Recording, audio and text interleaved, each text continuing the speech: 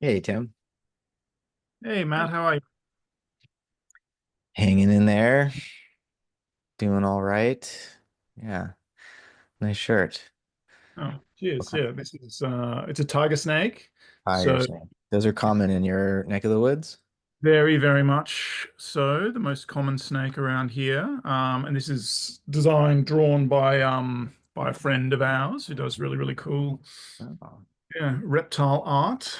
local in more than one sense. That's awesome. Yeah. Well, glad to be back in the saddle with you for another um, ramble on what this time an article on natural uh, induction, which Mm, I think I'm glad you chose this article. There were parts of it that were hard for me, um, but I worked through it. I mean, understanding I would have loved to have had a video of the I mean, it's a model, but like, mm, presumably this could be implemented in an actual mechanical yeah. setup of some kind. And I think that would be a compelling museum exhibit, to actually experience this form of learning and memory. It Mm, is not really designed in advance. I mean, the setup is designed, but what emerges is a kind of physical memory that I find it's quite compelling. This was a really potent article, but it's mm. what they're talking about is right at the core of a conversation we've been having. I mean, for a couple years, but more intensively because we're working on this article together. Um, and so, I mean, maybe a good place to start would just be with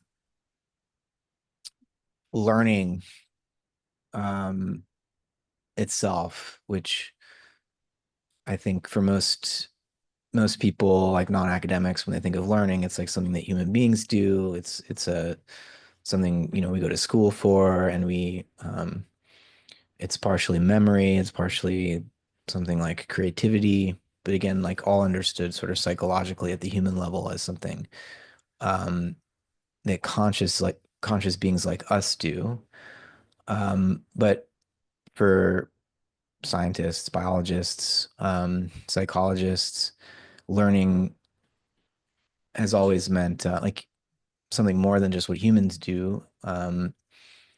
Even behaviorists would admit that all living organisms seem capable of learning um, of a sort. In other words, they have memory and the capacity to inductively generalize about what is most likely to occur next. They can Um, be conditioned by experience, right? So very right, core to behaviorism, yeah. right.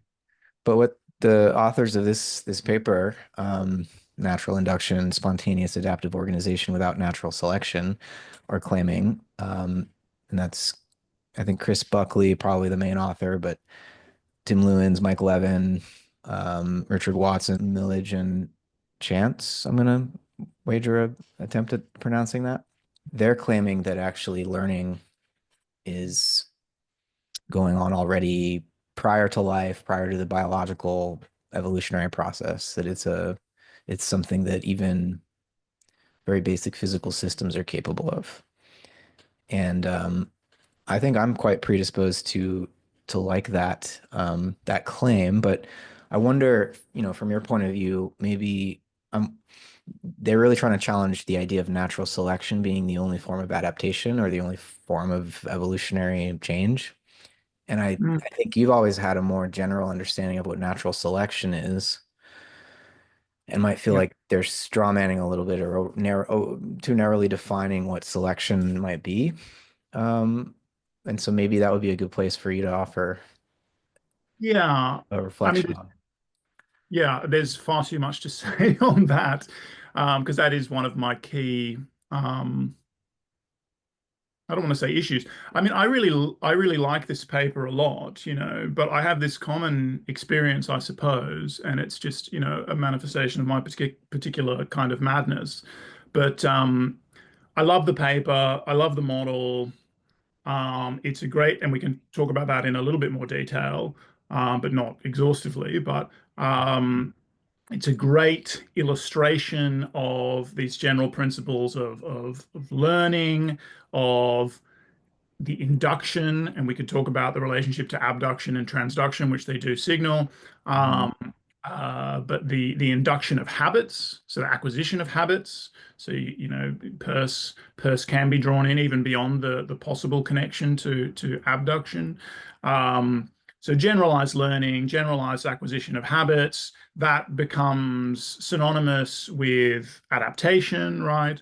And then you have this claim that this is not only distinct from natural selection, but that this is in fact outside what might be thought of as the selectionist paradigm altogether. Mhm. And that, of course, I'm going to have to disagree with. And I think Weird. that in a way, it's an unnecessary rhetorical layer of the paper. Um, like the way it's framed is this novel mechanism that is not only distinct from so-called natural selection, but distinct from selection. So natural selection obviously can very reasonably, and I think they're very reasonable in what they point to in the literature as examples of claims that natural selection is the only, mechanism for adaptation in biological systems. And natural selection can be defined in this relatively narrow way, and that's totally legitimate. Neo-Darwinian definition of it, basically, right? Essentially like, population genetics plus molecular biology, but in this neo-Darwinian modern synthesis framing. And I mean, it's kind of obvious, like in a sense, that's low-hanging fruit. Like, yes, Mhm. there may be still some people who maintain that that's the only source of adaptation or something like that, but I mean, they're like blatantly wrong. Um, They're and wrong, but would you say, but just what's your sense of the, I know science isn't a popularity contest, but among biologists alive today, where is it at in terms of who would take that more neo-Darwinian stance versus who would take a stance that would be more open to other forms of um, selection or other forms of evolution besides just the strict algorithm? yeah, I think it's really hard to even make that kind of assessment because again, there are certain rhetorical claims that people make, Mhm. um, and then there are the ways in which people think, and they're sometimes not consistent with the rhetorical claims that they make. And there are ways people speak, there are ways people operate. Like I think most biologists, if you said to them, "Oh, well, development's kind of important too," or something like that, they would say, "Of course." But I did have, and it's not exactly the same kind of thing. I had maybe I have an ongoing debate, but I had a great sort of debate with a really dear friend of mine, a biologist based in Norway, who I saw in Singapore at a conference last year, and I hadn't seen for a few years, and it was just like wonderful to catch up with him, and he's such a great guy. But he's doing all this research on evolvability, right? Mhm. And we got into this kind of friendly debate about whether or not evolvability is you know precisely defined at, like whether that word is synonymous with a concept from quantitative genetics. So, like, is the amount of heritable variation in a population, as estimated from or as determined from an analysis of the heritable genetic variation within that population? And I'm like, no, that's not what evolvability is. That's an aspect of evolvability. Right. But he was arguing that that's just what the concept means, and in a way, you can see that as a kind of echo of this, natural selection is the only blah blah blah form of. But I don't think he would actually, agree with that statement. I think he's trying to be very precise about the way we use the term evolvability, and I'm kind of like evolvability is adaptability, is plasticity, is these things, and I have my Yeah. reason. I have my Yeah. reasons for saying that, and that's because what I'm into is this generalized evolutionary thinking, right? Right. If And you this, ask, it depends who the we is, what do we mean by evolution? If it's population geneticists, then they mean that. But if yeah, it's, yeah, yeah, exactly. philosopher, And I cosmologists, we mean something broader than that. totally, and it's always worth remembering that evolution is not originally and still not exclusively a biological term. Neither is selection, and so but so natural selection, narrowly defined, okay, natural induction appears as a is a distinct mechanism from that, and I think the paper is really Sure. useful in that regard. So even the rhetorical content of the paper is useful in that regard. But where they say like early on that gradient-based models and things are not models of selection, I'm like, no, no, that I disagree with. And I can get into that. We could get into that at the level of principles if we want to, but I don't. I'm a lumper in this sense. Like if I'm pursuing a kind of theoretical or even speculative approach, like what we would think of as speculative in terms of ontology or philosophy, but a theoretical approach, I am in a way at that level looking for unification of principles at various levels of abstraction and things like that. And some people who know me are like, "Well, I totally don't get that about you. I thought you were a naturalist, man. Like I thought you were into the all of the ooey gooey wet molecular details of chemical ecology." And it's like, I am completely. And Yeah. I'm very, very close. And I'm not like a minimalist. You can even look at my house, I'm very, very close to the messy details of life. But people sometimes say to me like, "Oh, I don't get why you're interested in the free energy principle because that's so abstracted from the messy details of life or whatever, or biology." And to me, that's just a misapprehension of what a modeling approach is. Um, Mhm. so it would again be a misapprehension of what you'd be doing in like speculative ontology as well. You are looking for something very simple, which is very generic, but it just so happens that in a generic selectionist model, messiness is baked in. The messiness is part, and like so the impossibility of complete reductionist explanations, the irreducible contingency, the irreducibility of boundary conditions and broken symmetries, and all of that kind of stuff is built into the simplicity of the model itself. And so I'm like hardcore into the way that general selectionist principles are generic. And we can talk about gradient models and all of that. And they get into it a little bit, and Yeah. it's not like I disagree with some of the specific things that they say, but I would again couch it in a broader discussion.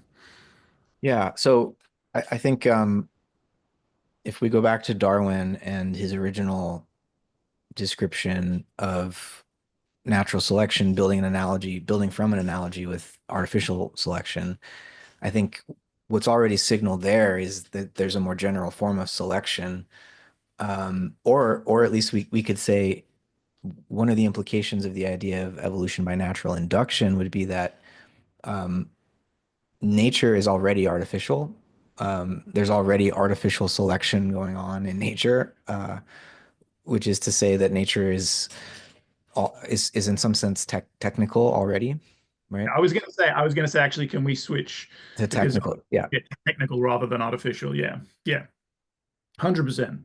But Mm. etymologically, that's what we're talking about, Yeah, anyways, already. yeah, But I think using the artistic, I mean, an artificial selection as the source of Darwin's original metaphor, I think really mm, presses a point about how matter is already informed, matter is already structured, um, and so seeking a more general concept of evolution means seeking a more general concept of learning.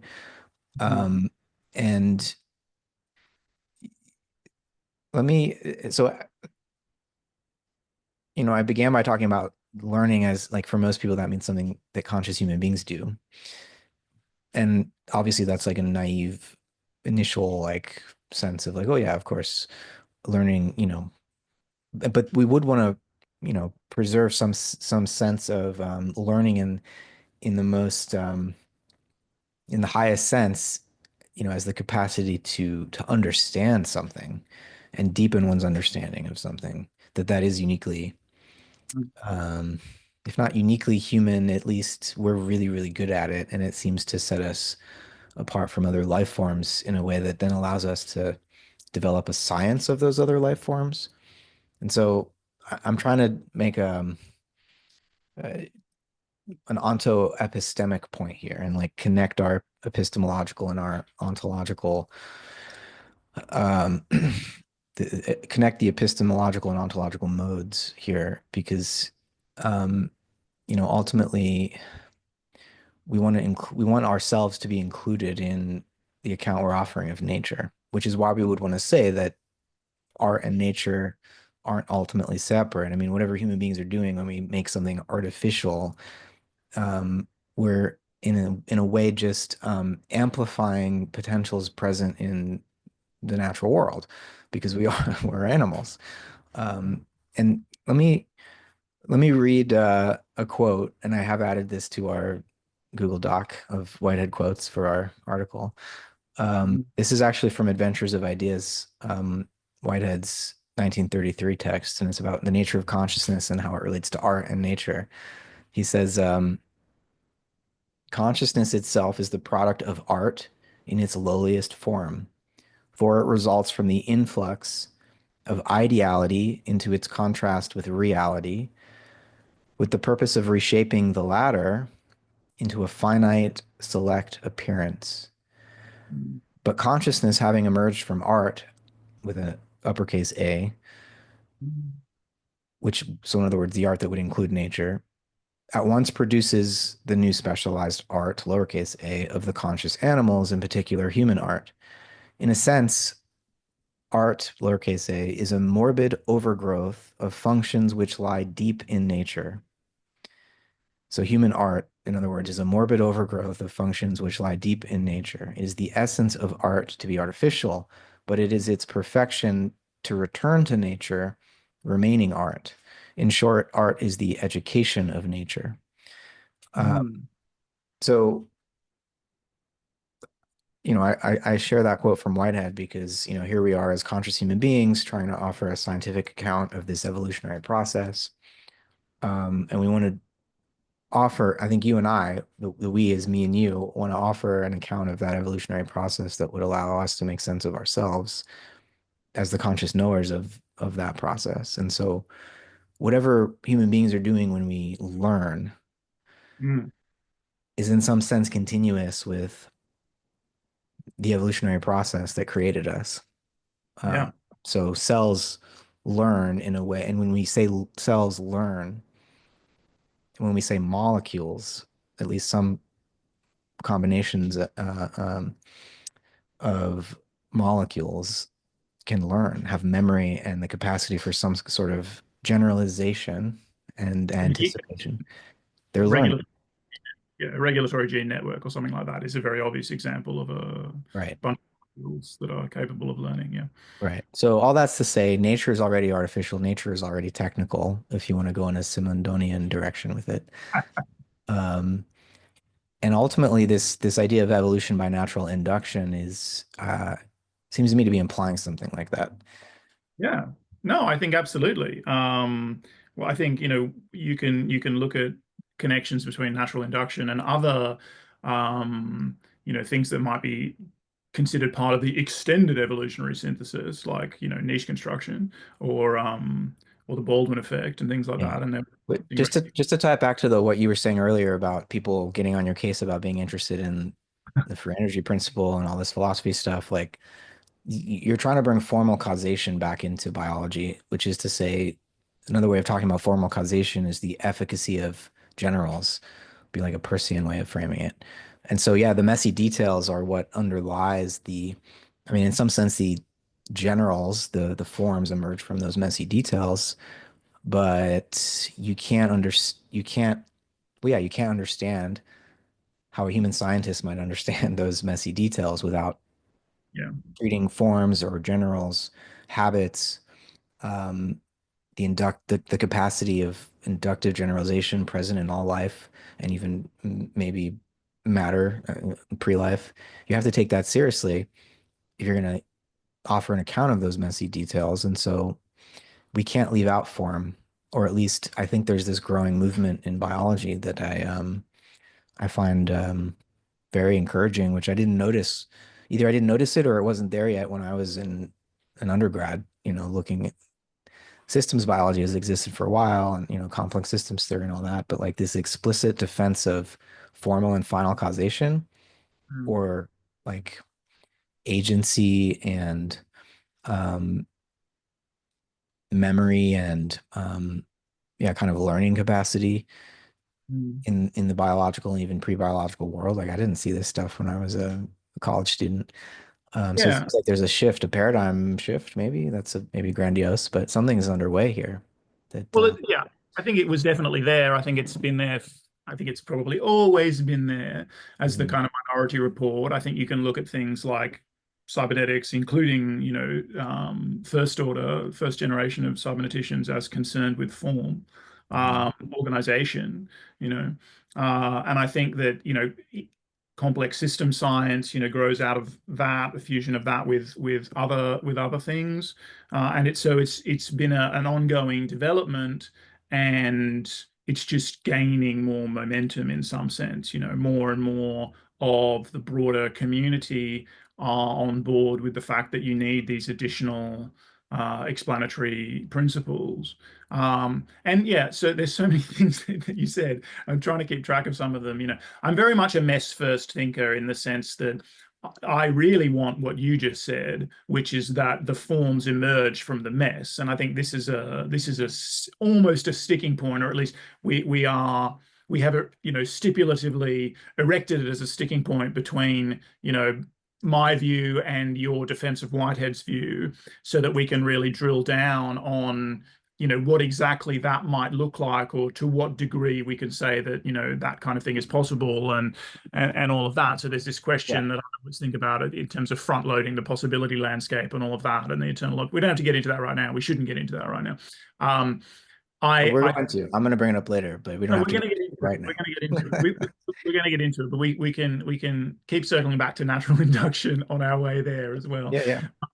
But yeah, of course, nature is artificial. Of course, of course, I say, nature is technical, and I do like putting it that way.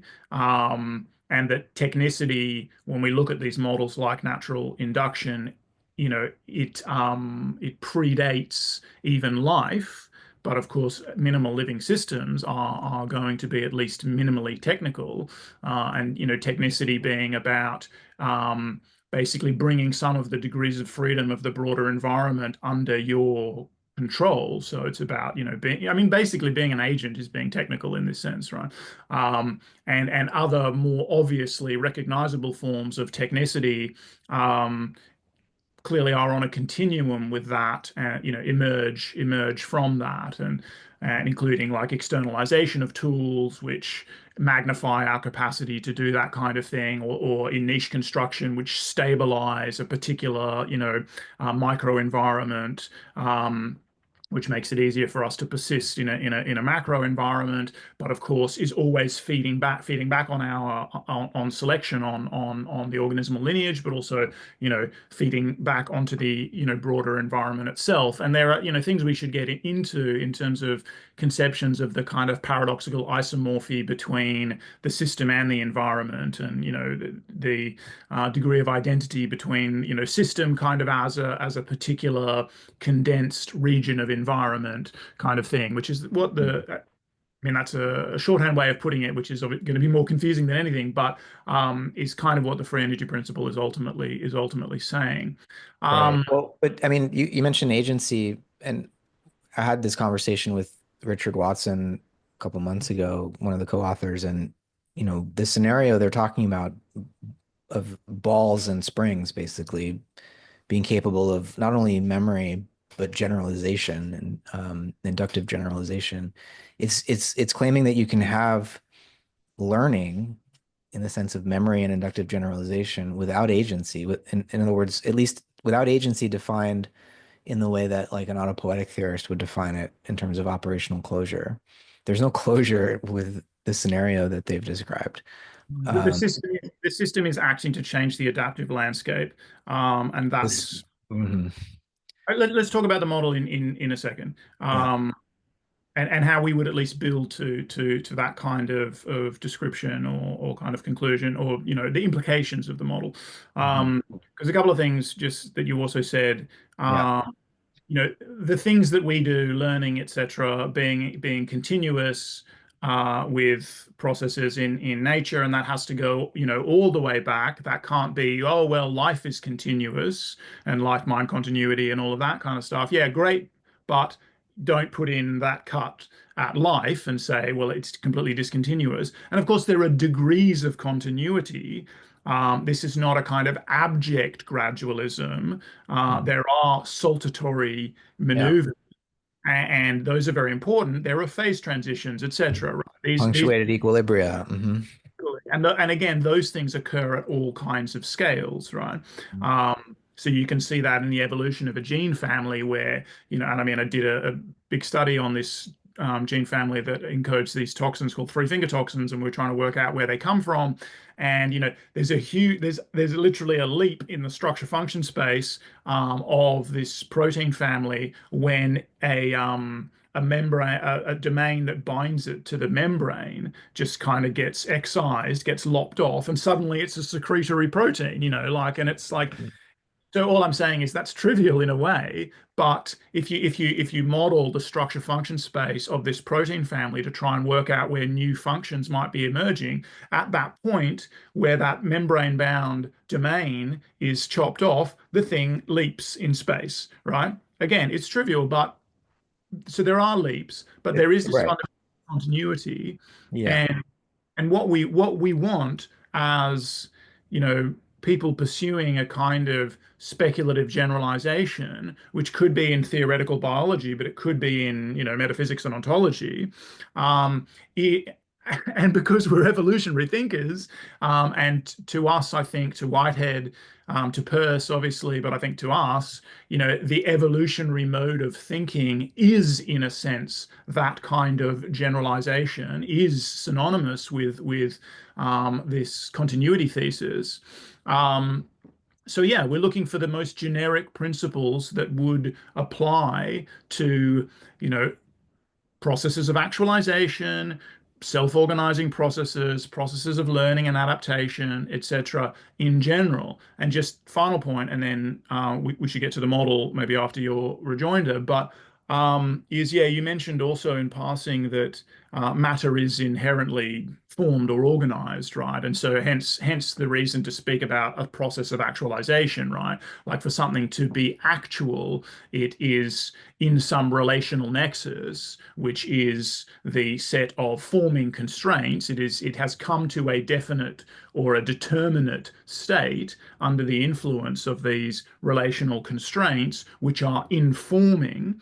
Um, and that's also in the broader discussion, which I don't think we'll develop now, but about technicity and why we're talking about this kind of minimal technicity being, basically generic, universal, is because you do encounter claims from people like Bernard Stiegler, who I don't know all that well, and I do think has a lot to offer, but he is one of the biggest extenders maybe, or what do you want to call it, like descendants in this evolutionary mode of Simondon, like probably the most famous, person to build on Simondon. And he Mhm. talks about the difference between, I mean, I can't remember his exact phrasing, but it's like, organized materiality, which is what we get in technicity when humans organize materials, and kind of disorganized or unorganized matter or something like that. And I'm just like, that's another one of these cuts which we really don't want to make.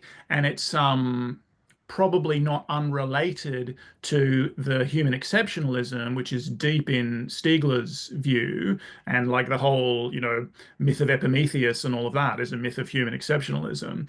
Um, and it's like, well, even at a more obvious level, like I don't want to be a jerk, but open your eyes, go out and look at what organisms are doing, and they are highly technical creatures. They're often actually making things, Anyway, I digress. Cool use goes all the way down, right? Yeah, yeah. I mean, there are more obvious examples of tool use, and then there are ones where you have to generalize the logic of tool use in order to see that this is in fact tool use. But of course, part of the Mm. way I pursue these kinds of hypotheses through chemical ecology is through a generalization of the notion of tool use to molecular tools and all of that kind of stuff. We don't really want to conflate traits with tools. So a technical object or a tool can be something distinct from an actual trait that, let's say, is encoded, roughly speaking, by the genome of the organism that produces it, but the finding of things in the environment that Yeah. you do not are not explicitly the product Like, of your own, lineage, and but then what you, starts as tool ends as organ. Like, yeah. and and I'm Well, not and trying. vice versa, obviously. Like the Leroy-Goan thesis, Mm, which is very influential, is that these are externalized organs. But you're yeah. absolutely right. This is the loop. This is a feedback thing. Yeah. Yeah. So, a Whiteheadian way of talking about this would be to say, you know, when I said earlier, matter is already informed, and I know you would like that. It's in Whitehead's language, it would be to say it's, as he it puts it in Science in the Modern World, physics is the study of the smaller organisms, and biology is the study of the larger organisms. I mean, he puts it that way, but then if you say you have to add that, like, well, he means particle physics is the study of the smaller, and astrophysics would be the study of the even larger organisms. Um, but the point is, matter is always already organized. There's no such thing as unorganized matter. Um, and so we're overcoming holomorphism, right? That's the goal. The thing that it would be to pick on it, but that's Hmm. what I do. It would be being very pedantic, but obviously recognizing that Whitehead is pushing against holomorphism in all these different ways, for which I, commend him. But he does talk even in that quote that you just read about the ideality Yep. coming inform the Right. reality. And firstly, I don't think I would make a distinction between, like, maybe we'd have virtual and actual would be a better distinction. Hmm. Um, but also, I don't think I actually think that, like hylomorphism, is kind of too much of a generalization of human artifice in the sense that we have a model in mind, and then we But do we? compromise. If we're animals, how is it that we're different? That we have models in mind and nothing else has models in mind? I mean, I'm not saying, well, I'm not saying that nothing else has modeling. Don't put words in my mouth. That oh, I didn't. we want we want the continuity. Uh, Yes, but we also can admit of a ramifying complexity where mm, there is a complex hierarchical architecture, which we can get into with natural induction and its relationship to natural selection, and we must get into mhm. that. Um, and again, there's a continuity here. What humans can do is not miraculous, but humans are still exceptional, just not in the way that there's a traditional human, thesis, like human exceptionalism thesis. We obviously do certain things that other creatures do and that physical systems in general do, but in very human ways. And we have taken certain things like technicity, in a very, very extreme direction. Like I always say, I mean, I'm sure many other people say this, but like we are the organism whose niche is niche construction, right? Like that's what we are so invested in. And that comes with a suite of particularities to humans. And some of this is going to relate to the particularities of our experience and the way we design things. That's all I'm saying. Yeah. I think that's what Whitehead meant with that morbid overgrowth comment, that like we bring this to an extreme. Yeah, Um, right. Yeah, yeah, yeah. Yeah, no, he has it there, but in some of the terminology, I still feel that older, yeah. view. Yeah. Well, I mean, he thinks of the two opposites we have to hold in contrast with each other are fact and form. And Mm. he, the challenge for Whitehead, the challenge of metaphysics is to do justice to each side of that polarity. Uh, And I think the position that you seem to favor is that forms emerge from complex arrangements of facts. And Whitehead seems to be saying that there's not a hierarchy between these two, that they presuppose each other. That's what he yeah. wants to say. And he might overly privilege form sometimes in a way that almost leads us to think that form comes before, that there's a preforming of a, the gradation of potentialities or something. But I think ultimately his aim is to have a parity between fact and form and not to reduce one to the other. But he doesn't begin with consciousness in his scheme, right? But he points out that as um, epistemologically speaking, we have to give an account of human consciousness because we're the ones that are trying to have this scientific knowledge of the living world and of the whole universe. And for him, consciousness he defines consciousness as the contrast between fact and form. Um, so that, already built into his sense of what what it is to be a human being or to be a self-conscious animal is that we have this intuition of a realm of forms, to put it in Platonic terms, or definite potentials, and we have an intuition um, of history, of a sense of there's an accumulation of facts that we inherit and that we have to conform to on some level. And consciousness is the real is the experience of the tension between that memory of everything which has occurred and our obligation and on some level to conform with it at the same Mm, time that we have this sense of possibility that's open, and we have to make a decision moment by moment as conscious beings how to inherit the past and what to do with it. And when we decide what to do with it, Whitehead says we have some sense of a network of possibilities that's vague to a large extent, but also those possibilities that are closest to us, that are most relevant to us, seem more definite, at least, than the more distant possibilities, which are vague, And so while he wants to preserve some sense of the definiteness of potentiality, it's always relative to where we are in the present, inheriting a particular past. mm. But there's definition in that field of possibilities Yeah, yeah. that Because we are, fades out into vagueness. yeah, no, I mean, 100%.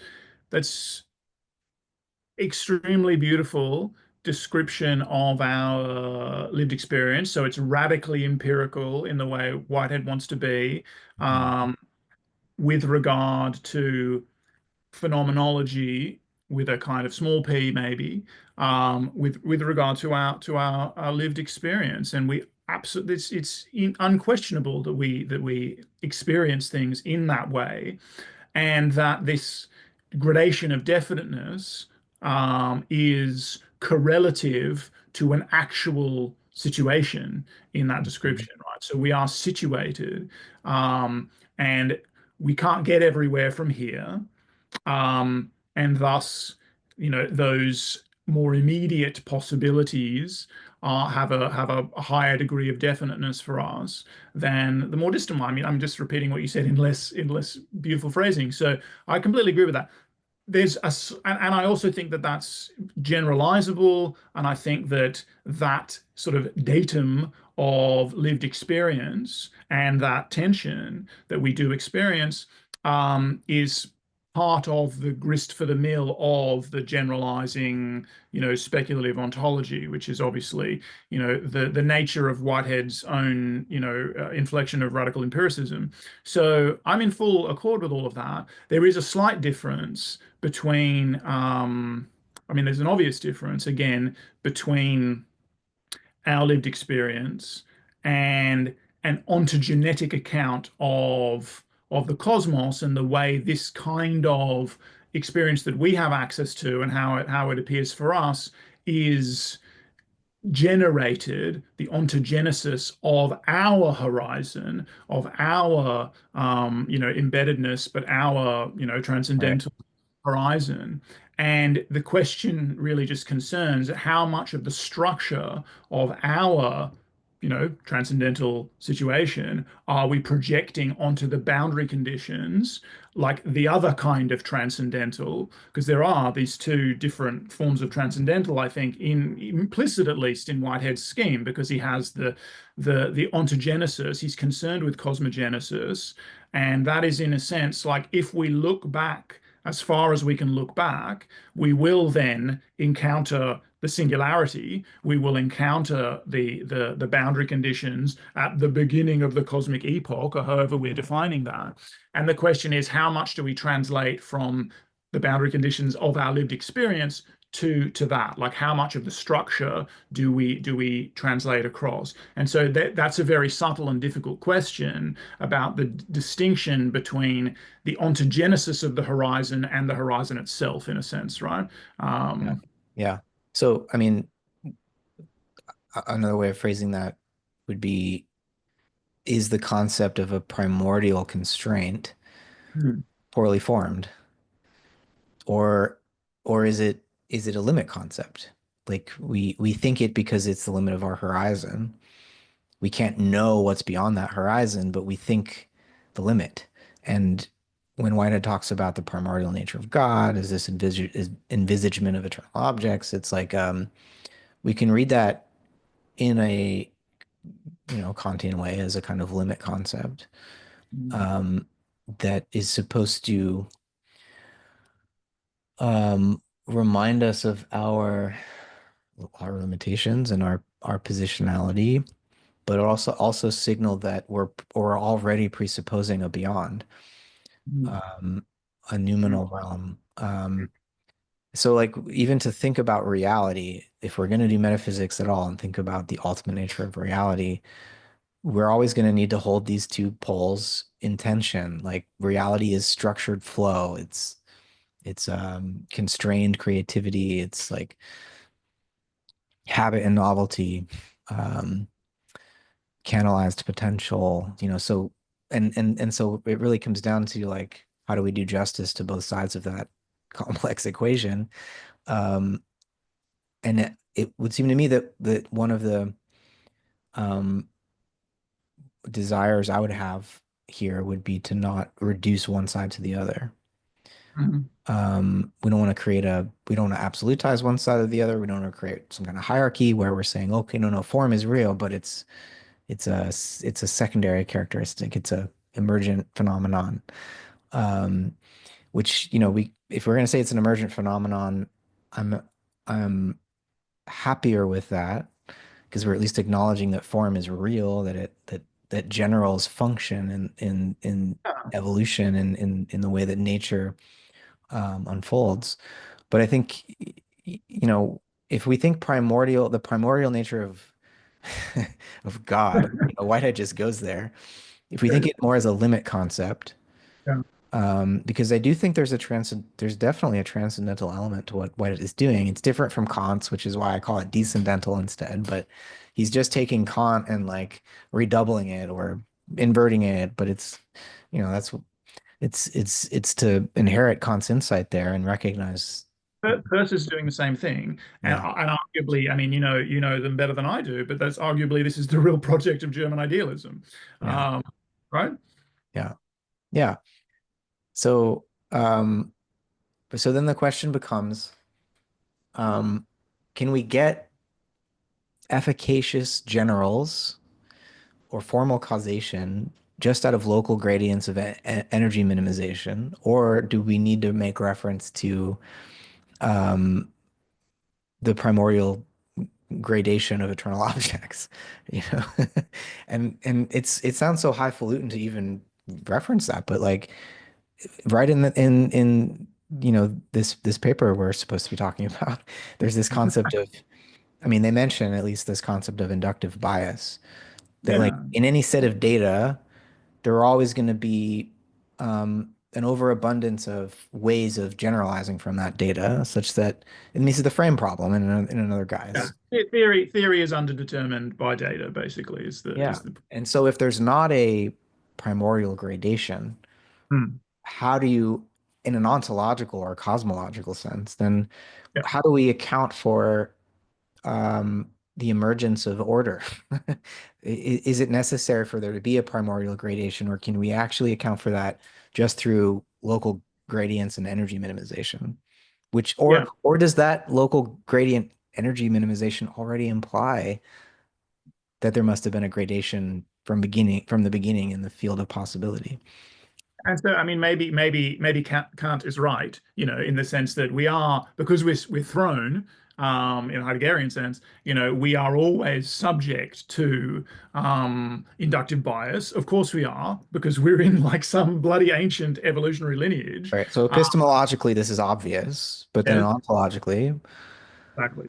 Yeah. But so I guess one claim is that it's simply a meaningless question to ask about cosmic. It doesn't actually mean we can't do ontology. And I think it's clear, it should be clear in the trajectory of Kant's own thinking that, I mean, he writes the prolegomena to any future metaphysics. He's not saying that, we can't do metaphysics or we can't do ontology. He's saying that don't forget your situatedness when you right. do it. If you were going to try to do metaphysics, here's what you need to take into account. Yeah.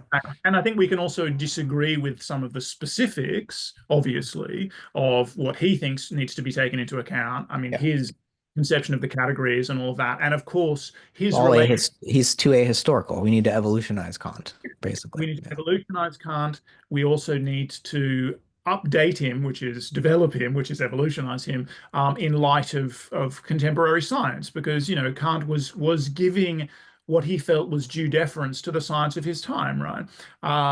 And so we know that Newtonian mechanics is not a complete description, even in terms of the hardest of the hard science. And so we nuance our understanding of what it is to be embedded and what kinds of things we can speak more confidently now about the genesis of that we couldn't previously in a former paradigm. And so, in a way, we can speak exactly in the terms that you were describing. We can talk about the genesis of form and virtual governors, higher order constraint functions that are genuinely formal causes, like are genuinely causal in the sense that they canalize the distribution of the microstates from which they emerge and which they remain immanent to, but they actually potentiate certain incipient gradients. And in the process of dissipating them, there's a whole conversation to be had about the term dissipation and ways of nuancing that discussion. Mm. There's a lot to talk about, and we've got to get back to natural induction, but it's all very relevant to this. So as we can talk about that, but of course, it might be easy to forget that all of that's going on. So even when we're looking at the level of like dissipative systems in turbulent flows, which are incredibly ephemeral and whatever, or we're talking about more like classically Prigoginian dissipative structures and blah, blah, blah. I mean, clearly that's already happening in the background of like a whole bunch of inductive bias, like, quote unquote laws of physics and individuated microstates like actual molecules and stuff, not some like pure indefiniteness, which in fact we of course never encounter and never will encounter, right? And so that's what sets up the problematic in the sense that yeah, you can look at like form of that kind of didn't exist here, and we can model the emergence of that form from basically model the emergence of a level of coarse graining basically of a system, but coarse graining as again causally efficacious, not just some figment of our imagination or hallucination or whatever. We can Or we not can just epistemic, but ontological or at least biological. I mean, it's affecting how life evolves. yeah, yeah, yeah. I mean, not just biological, obviously. Yeah. Yeah. I mean, biological in the sense that it appears this way to us. And you can always indulge some radical skepticism if you want. There could always be an evil demon behind it all. We could be in a simulation. But I mean, who cares about those kinds of hypotheses? I don't give a shit about them really. It's good to have entertained and experienced that kind of radical adriftness and all of that. But it doesn't, it's ultimately a fundamentally irrational thesis.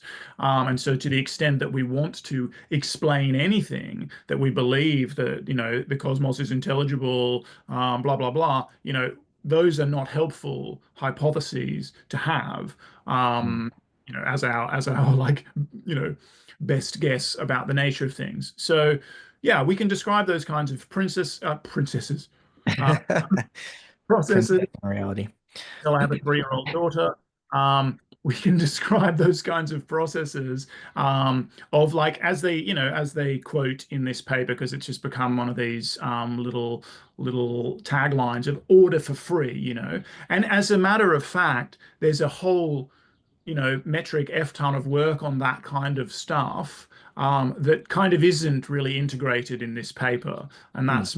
that's maybe a thing to talk about, and even things that they briefly touch on, like maybe they mention spin glasses, like frustrated spin glasses just once, and maybe that, or a couple of times, and maybe they do mention a connection to simulated annealing a little bit, and but in a way that's how we're incentivized to publish and all of that. Um, they do. It does seem like there's a motivation to present natural induction as something super novel. Um, Again, I love the model, and I think it illuminates these general principles, but I do think that they are very much uh, addressed by a number of other frameworks and including other even physical systems, or in the same way that this is models, simulations that are derived from physical systems. And that's obviously one of the great virtues here, is that it's not free floating, it's grounded in an actual, model of an actual physical system. Uh, but so are a lot of these things, like they mention, I'm just going uh, to share a screen so anyone watching yeah. this will be able to see, have some sense of the model we're talking about. Well, so let's just really talk about this really, really quickly. In the sense, like it's this, that nice little figure is obviously of an energetic landscape, and it's showing that in optimization, the quote unquote system, and again, the system environment distinction is an idealization, and the simulated annealing analogy is actually a really nice way of getting at that. But we can talk about that in a second too. But the system, the ball, the little black ball there, rolls down an energy gradient to a local optimum.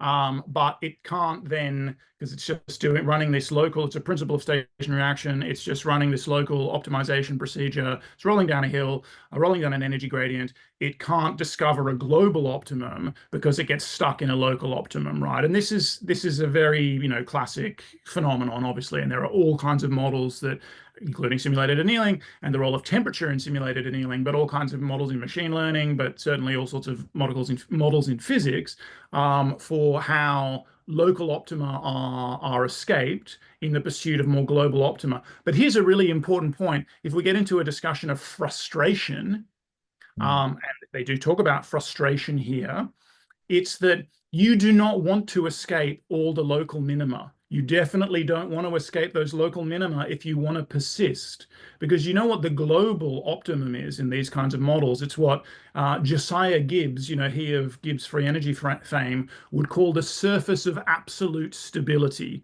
right? That's the global optimum, and that's also known as heat death. That's equilibrium. And so a model that can learn and a model that can sustain itself is fine-tuning its frustration.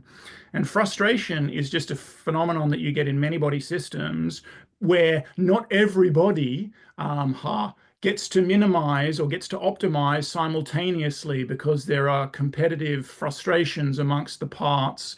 But this is the thing, if everybody optimizes simultaneously within these kinds of optimization models, boom, that is dissolution, right? That's death, okay? And that's the kind of idea that we have with a generalization of the second law in cosmology, that at the end of the universe, everybody relaxes, So it's like a global frustration is reduced to zero, because there's so little interaction amongst the parts now, right? So they're not relationally constraining each other. So frustration is a relational principle. It's a principle of relational constraint, and fine-tuning frustration is how you get structure, right?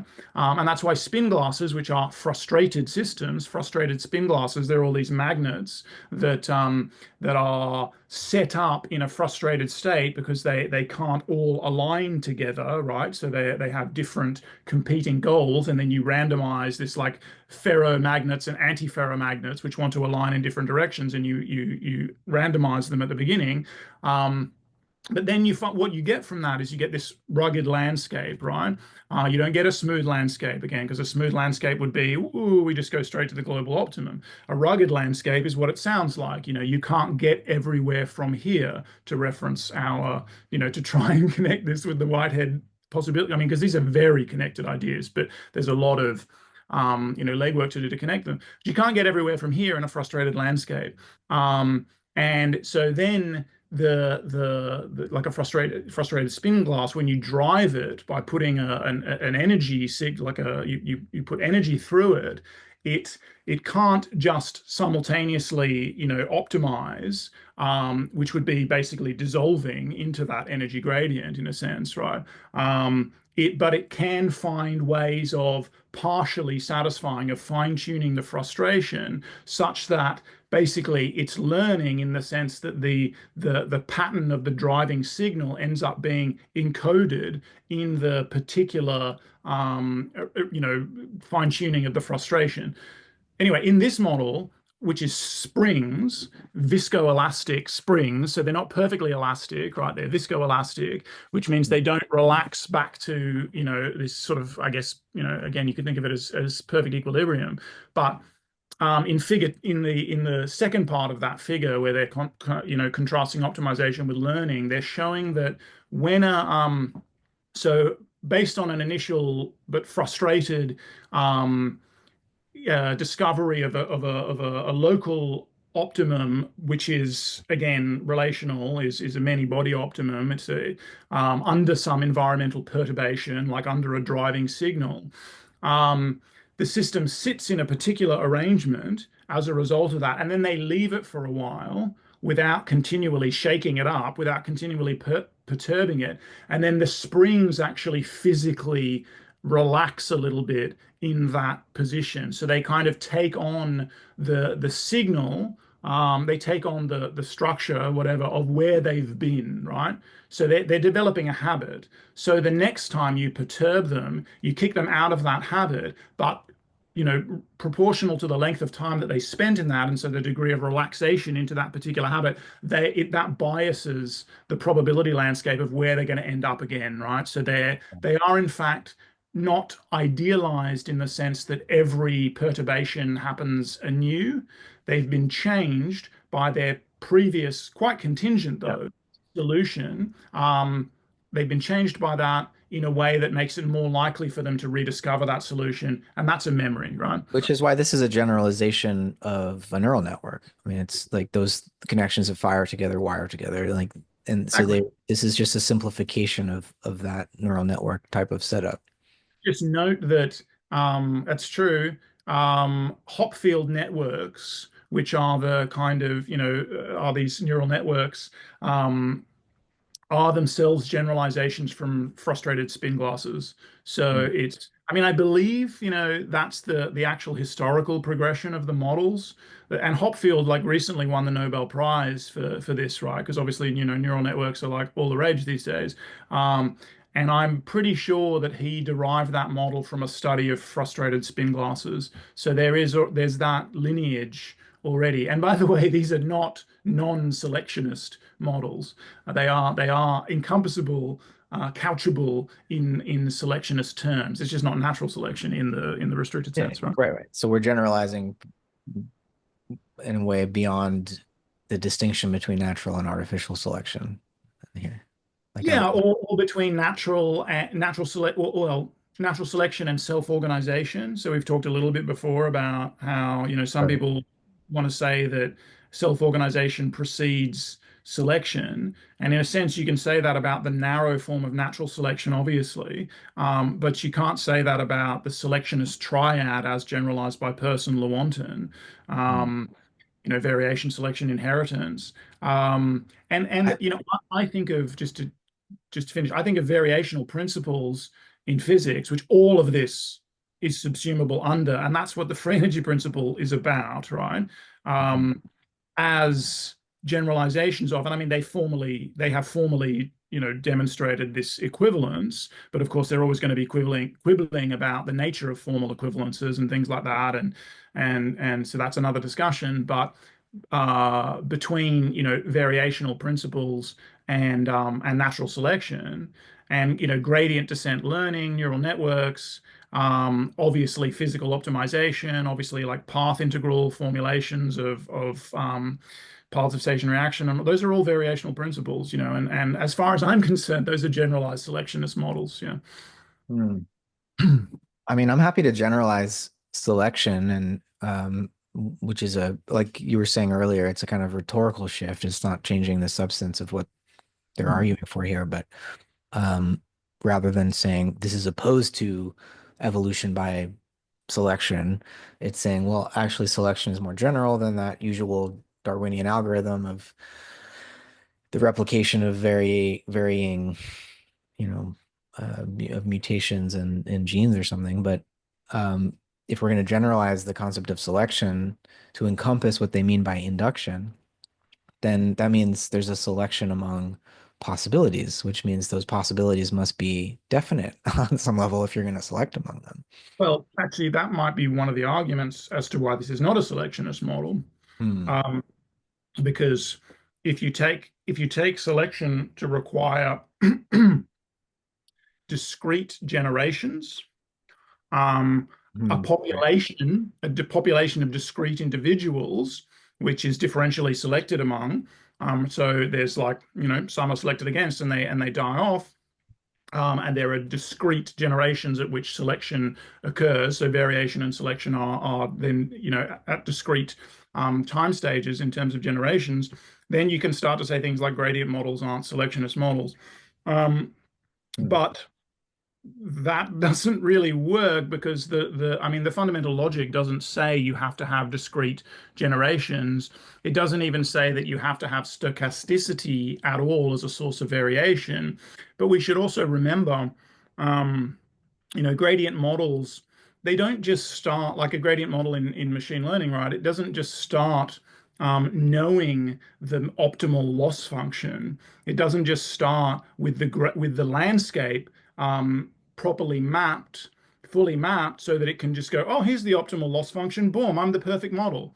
Why would we even have these algorithms if that was the case? No, it has to explore the landscape in order to find um, options that minimize the loss function and thereby be a better model for what we want it to do. It's just that it does this in a continuous way. It's deterministic in the sense that there's a predefined goal, so it's got a teleology baked into it, given to it by its designers, basically, right? So frame problem again.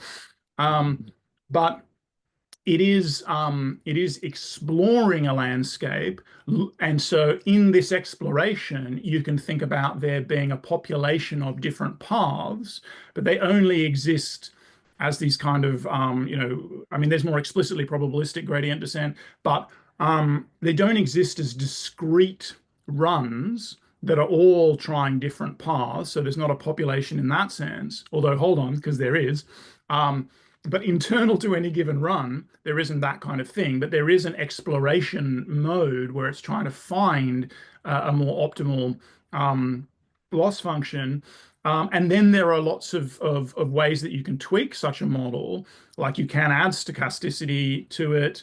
The initial weights, so the initial function basically is randomized. There's randomization in the initial conditions, which also implies a possibility landscape of different possible randomizations. Um, and you can add noise in the process. That's another thing that people do with gradient noise injection methods and things like that. And you can change the learning rate, which is equivalent to changing the temperature in a simulated annealing model, which is basically the degree of perturbation. I don't. We can talk about simulated annealing if you want, but that would influence how rapidly it decides that this is the Yeah. um, the optimal function, which makes it vulnerable to getting stuck in local optima. Whereas if you increase the rate of learning, it's going like ooh, and So, so it. so let's think about this cosmologically in terms Okay. of the periodic table of elements as the sort of array of local minima energy states that, matter energy has fallen into over the course of cosmogenesis. And obviously, atoms had to pass helium and hydrogen and maybe lithium had to pass through stars to get to the heavier elements. In other words, there was an operation required to leap the barrier there for heavier elements to emerge. But there's a kind of, I think we would both want to say, a kind of evolutionary process of selection occurring here. We're talking, and so, Whitehead talking about the smaller organisms in physics and particle physics, there's a way in which, in the pre-biological world, not, I mean, there's a continuum, but before cells and animals and plants emerge on our planet and maybe others, there was this atomic process of evolution and selection occurring, which seems to involve a kind of memory and learning, but that a memory and learning that's only requiring energy and standing waves of energy to fall into local minima, local energy like minima. Um, and so, but somehow that didn't, the process of cosmic evolution didn't seize up at that stage, when all the, like, somehow these heavier elements actually catalyzed further emergence and intensification of the organization of energy, such that there was a searching process that found other basins of attraction, say other attractors were available that um, were beyond the local minima that the atomic form of organization had fallen into, right? What's Because theory is underdetermined by data, because Yeah, form is underdetermined by data, because right. there are always lots of different ways that you can arrange a field of variation. Exactly. Can, So there's a plenum of possibility available beyond what's already been actualized in the past. yeah, hence open-ended evolution, no heat death, etc. Now, Mhm. And go so on. it's not that like the specific forms of cellular life that have evolved were already like there in potentia and would just needed to be actualized, like definite potentials that was like the specific forms of speciation which we see on our planet were already preformed or something, but there was at least a vague a vaguer kind of definiteness in the field of possibility given what these atomic forms of organization had achieved. Sure, as soon as you have any determinate actuality, you have more or less definite possibilities associated with it. And also, just to point out that what you're not saying, and I know you're not intending to say it, but in case there's any confusion, is that the process of the generation of novel elements, even though, yes, of course, we know, the periodic table was expanded and then humans made some new elements and all of that, you're not necessarily saying that that is open-ended, because at that particular level, the degrees of freedom can be kind of fully exhausted by, like the deformations of the landscape. Yeah. Ergodicity, right? Like what's the concept of that that there's an ergodic tendency here where energy falls into these lowest possible these minimization states, right? Is that Yeah, I mean, ergodicity is that basically the claim that like the system over time visits every, place in the state space with equal opportunity given the fullness of time, right? And that's not the case because of broken symmetries.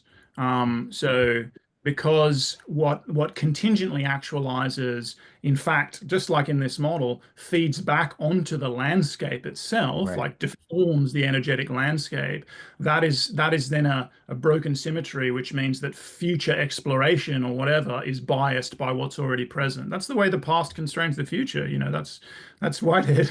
I mean, that's Right. evolution, but Whitehead wants to make that a robust principle, right? Right. And so even before we had atoms, we had electrons and protons, and before electrons and protons had bonded, we had this like plasma. I mean, and so there seems to have always been at least a kind of swerve, a Kleineman, to use the, ancient Greek atomistic concept of that Inductive bias. an inductive bias. So it's either a swerve or it's, I've used the phrase or the term swoon to signal what Whitehead means by divine eros. Like there's a cosmic love that establishes an original kind of unity or togetherness, or all you need is the kind of chaotic um, swerve and an inclination that's blind, that doesn't necessarily need to signal any kind of um, divine lore or eros. And it could be that what begins as swerve gradually learns to become something more like a swoon, or that there's a learning process that evolution is or facilitates that allows the universe to move towards forms of harmonization to where, you know, um, what begins as this original polarity between electrons and protons gradually intensifies into an organism environment relationship that allows for something like human consciousness to emerge, always Mm. as again this like contrast of these um, opposites in a way, a field-like thing and a point-like thing. Complementarities. Mhm. Uh, yeah. So, shoot, what was I going to say? Um, the swerve. I think the way, like a way of thinking about that, the swerve doesn't have a bias. It has a capacity to be biased. So it's like the swerve is again because we are in media res and all of that. The swerve is always biased because it's biased by what's already there because there are already canalizing constraints in place. But the fact of the swerve, taken to its kind of limit, is not so much the inherent bias so much as the capacity to be biased, and thus.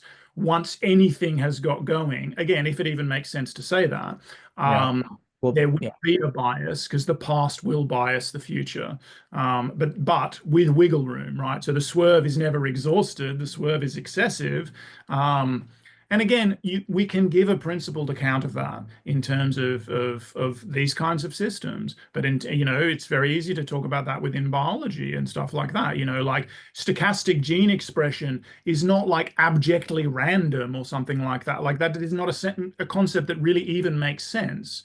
Sometimes people reject the idea of randomness because they're like, oh, well, randomness, that's like it sounds like something abject, like could go in any direction whatsoever with equal probability or something like that. But that's not what we really mean by randomness. And it's not Mhm. what we mean by stochasticity. And sometimes we say stochasticity to avoid randomness, saying that.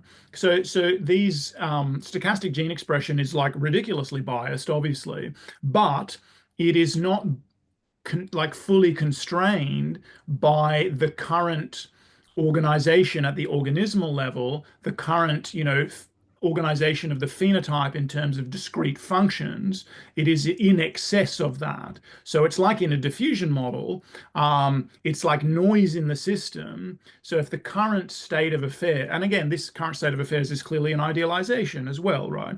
Um, but it's also a real thing. But if we separate it from the stochasticity that kind of surrounds it, then we are, for analytic purposes, we are decomposing the system into its ordered element and its disordered element. And by the way, like we have to do that, and that's what we do. This is the idea in a stochastic differential equation or a random dynamical system or a Langevin equation, like the Friston generalization of Hermann Haken, blah blah blah. Like, and that's all really cool stuff to talk about because what I really like about these variational principles is that they have this irreducible, there are different terms for it. The Brownian term, because it corresponds to our understanding of Brownian motion, the dissipative term, which also might sound bad because dissipation sounds like dissolution, right? The Wienerian term, because Norbert Wiener is the guy who like got the mathematics all shored up there, or the I like to call it the generative term, right? Because that's where novelty comes from. Because the probing, the stochastic kind of relatively undirected, not directed by the higher order organization, but excessive to it, overflowing the canal, probing of the adjacent possible is is in fact the concrete instantiation of the definite possibilities that surround any given actuality, right?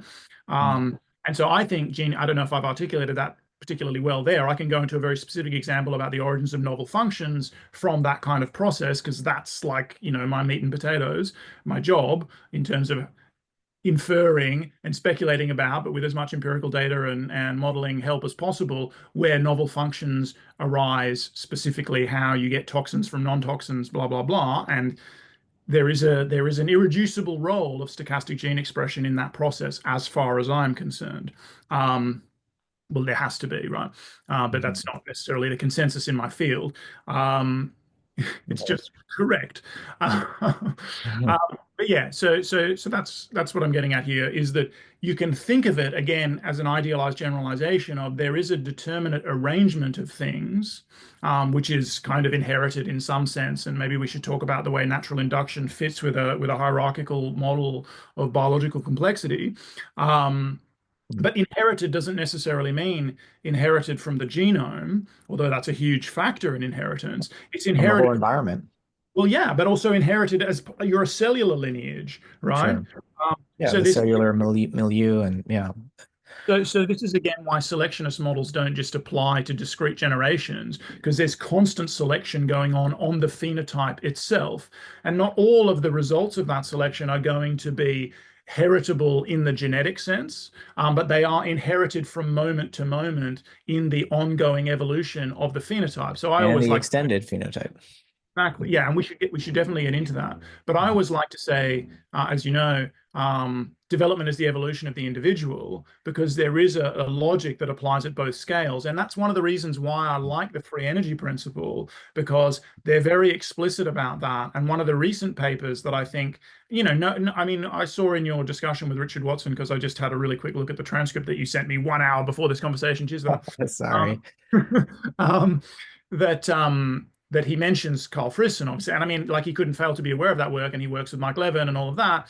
But this is a pretty recent paper, but before the natural induction paper, I'm pretty sure, on the variational synthesis of evolution and development, which is so directly analogous to what they're talking about in natural induction. And in Mhm. fact, and we'll get to this, I won't, because I'm crapping on here, but there's a deep formal analogy between what they're describing. I mean, it's not an analogy, it's an isomorphy between what they're describing in natural induction and the free energy principle in general, right? And I don't even know if it's mentioned in the paper. I know he's aware of it, but Yeah. it's, and Uh, I can kind of also understand the motivation to keep it separate, because you don't want to just say like everything is the free energy principle, because that's kind of boring in a way. But there is a really fertile overlap here. And again, my motivation, which is distinct from a career motivation and all of that, is towards this kind of generalization of these selectionist principles, because I want the yeah. ultimate speculative, generalization in the ontology. I've got to take a metabolic break, but I want to emphasize this, what they say in the paper about the importance of development. Yeah. Um, as you put it, the evolution of the individual. They say uh, on page 6, when selection acts on the parameters of a developmental process with complex pleiotropic interactions, it is possible to store and recall multiple fit phenotypes in a single genotype.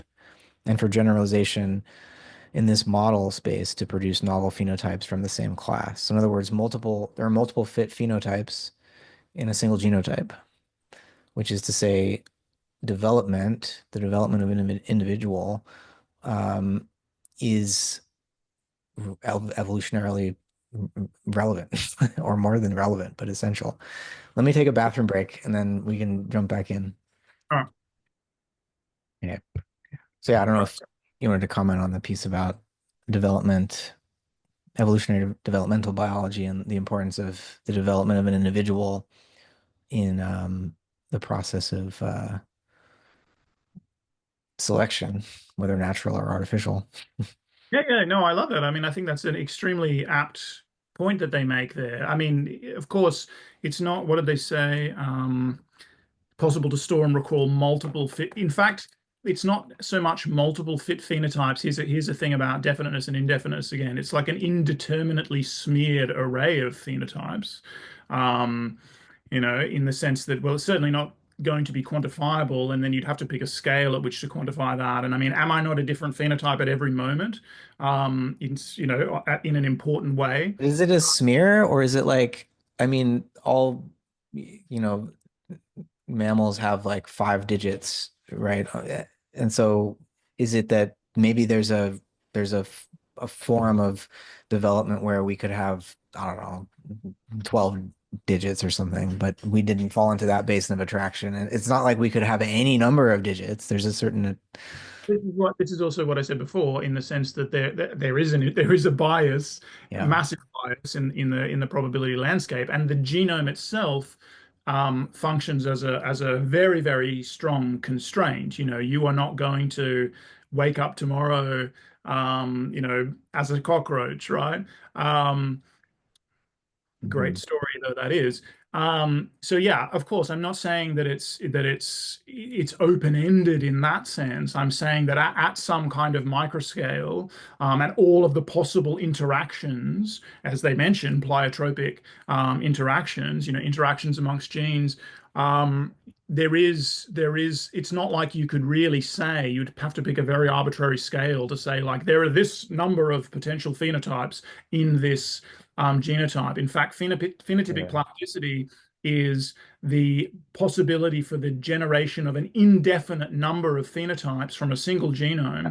And again, it's like learning in the human sense. I always say this to my students when because I give some lectures on neuroplasticity and obviously the relationship to neuroplastogens, certain drugs that boost neuroplasticity, is that I just talk about plasticity as this incredibly generic phenomenon, and I'm like, my words are changing your brain right now. I mean, the degree to which they're doing that, it might be, influenced strongly by the degree to which you're paying attention, but the environment is always perturbing you, like constantly, and always changing your phenotype on some scale, right? And when there is a broken symmetry, as in when it doesn't bounce back to exact, and I think again, the idea of a non-equilibrium steady state, and that the organism keeps bouncing back, homeostasis, homeoresis. Well, homeostasis is the better concept here, and there's a reason why Waddington proposes homeoresis in terms of similar flows as really a kind of replacement for the notion of homeostasis, because there is no stasis here. It's not like this is an idealization. The organism is never coming back to exactly the same state. So but according to a description at some level of organization, the organism is the same thing over time. Obviously, this is like the Socrates paradox but the ship of Theseus is probably more what I'm looking for. But there are profound philosophical questions here. But all I'm saying right now is that it's probably better to think about plasticity being so generic that it's not just multiple. But this doesn't contradict what they're saying at all. I love what they're saying there. They're absolutely right. And it's absurd to think about evolution in the way. And they're not wrong to say that, evolution by natural selection is often characterized as independent selective coefficients acting on a vector of independent alleles or non-pleiotropic traits. I mean, that's absurd, of course, So of course they're quite right. This also, so the individual, which I will have said on our chats before, is the pointy end of an evolutionary lineage, right? And it is acquiring variation. I mean, it is varying, and there is selection acting, which is stabilizing that variation in the individual at varying degrees. And then some of that acquired variation that the individual acquires over its life, or up until its, point of reproduction, is going to be heritable and there are diverse mechanisms of heritability by the next generation. A lot of it isn't. A lot of what you acquire over your lifetime in your development is going to be, unique to you, right? But some of it you're going to pass on to others through, horizontally as well as vertically and all of that. But yeah, the individual is the pointy end of evolution, is the because it's also just the locus of selection. It's the locus of the encounter between the genotype and the environment, even if we were idealizing things at that level, which we Yeah. shouldn't. But the So, key, yeah, sorry. So you can't pre-specify the possible phenotypes. So there's not like some finite set, but there's You no could also genetic mutation is not random, right? There's canalized pathways of development that are possible. Well, random in terms of genetic variation just means arbitrary, as in not directed towards a specific function, and that can be problematized. But a lot of mutation is like that, even if not all of it is. And it means it also formally means unprestatable, right? So you couldn't predict. But again, there are biased probability. There's inductive bias. There are biased probability distributions. So again, when I say that there's a kind of you know like population in potentia of phenotypes associated with a particular genotype, um, and that it's kind of indefinite. I'm not saying that it's completely open-ended. It's a massively, there's a probability distribution, is what I'm saying. And that would be the right way of thinking about it rather than thinking about, well, there's phenotype A, phenotype B. Like there are trajectories. So you should think about it in a path-based way. There are trajectories through phenotype space, which are reachable from here based on both the genotype and the development of the phenotype to this point. So it's broken symmetries all the way. Um, yeah. Mhm.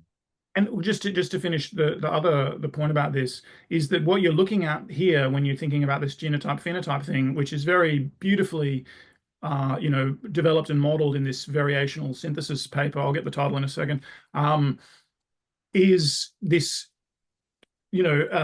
selection.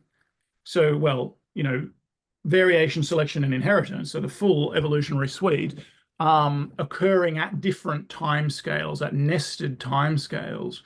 And you can again idealize the genotypic and phenotypic timescales as these two, poles of the timescale. But obviously, if you zoom in on the phenotype, you'd find all of these different timescales. Um, everything from again the deep biases that come from the genotype all the way through to the moment to moment experience dependent plasticity. And when you have no more of that, you're basically dead, right? But that's you have no capacity to learn anymore. You might not be dead yet, maybe, but you are in a dissolutive phase. Um, I mean, I Mm. don't even know if like profound dementia would be a good example of that, but that would be the closest you could come to the exhaustion of plasticity within your lifetime. But even if you were having like radical neural dementia, you might still be able to like get a vaccine and acquire a novel immunotype, a novel phenotype at the level of the immune system and all of that. So, or you take a drug. Take a drug. What does a drug do? A drug induces a novel phenotype. That's my whole shtick in that space as well, right? Mm. So and that's why you're not operationally closed or organizationally closed, um, because the environment is always inducing a novel phenotype at the appropriate scale of analysis. And so what they have in natural induction is a very nice model of two timescales. There's the immediate rapid timescale of local optimization, but frustrated. And then there's the longer timescale of changes to the internal structure, which is this relaxation under the influence of a particular, local optimum that the system is left at for a long period of time. And that is, of course, the key. I completely agree that that's the key to understanding the evolution of complexity, and to understanding the evolution of autonomy. So you brought up agency. Well, autonomy exists when you have sequestered internal degrees of freedom that are not immediately. So again, I'm talking all this stuff about the environment's always buffeting you, and you are organizationally or operationally closed to some degree, and that is necessary because otherwise you just dissolve into the environment straight away. Um, Mm.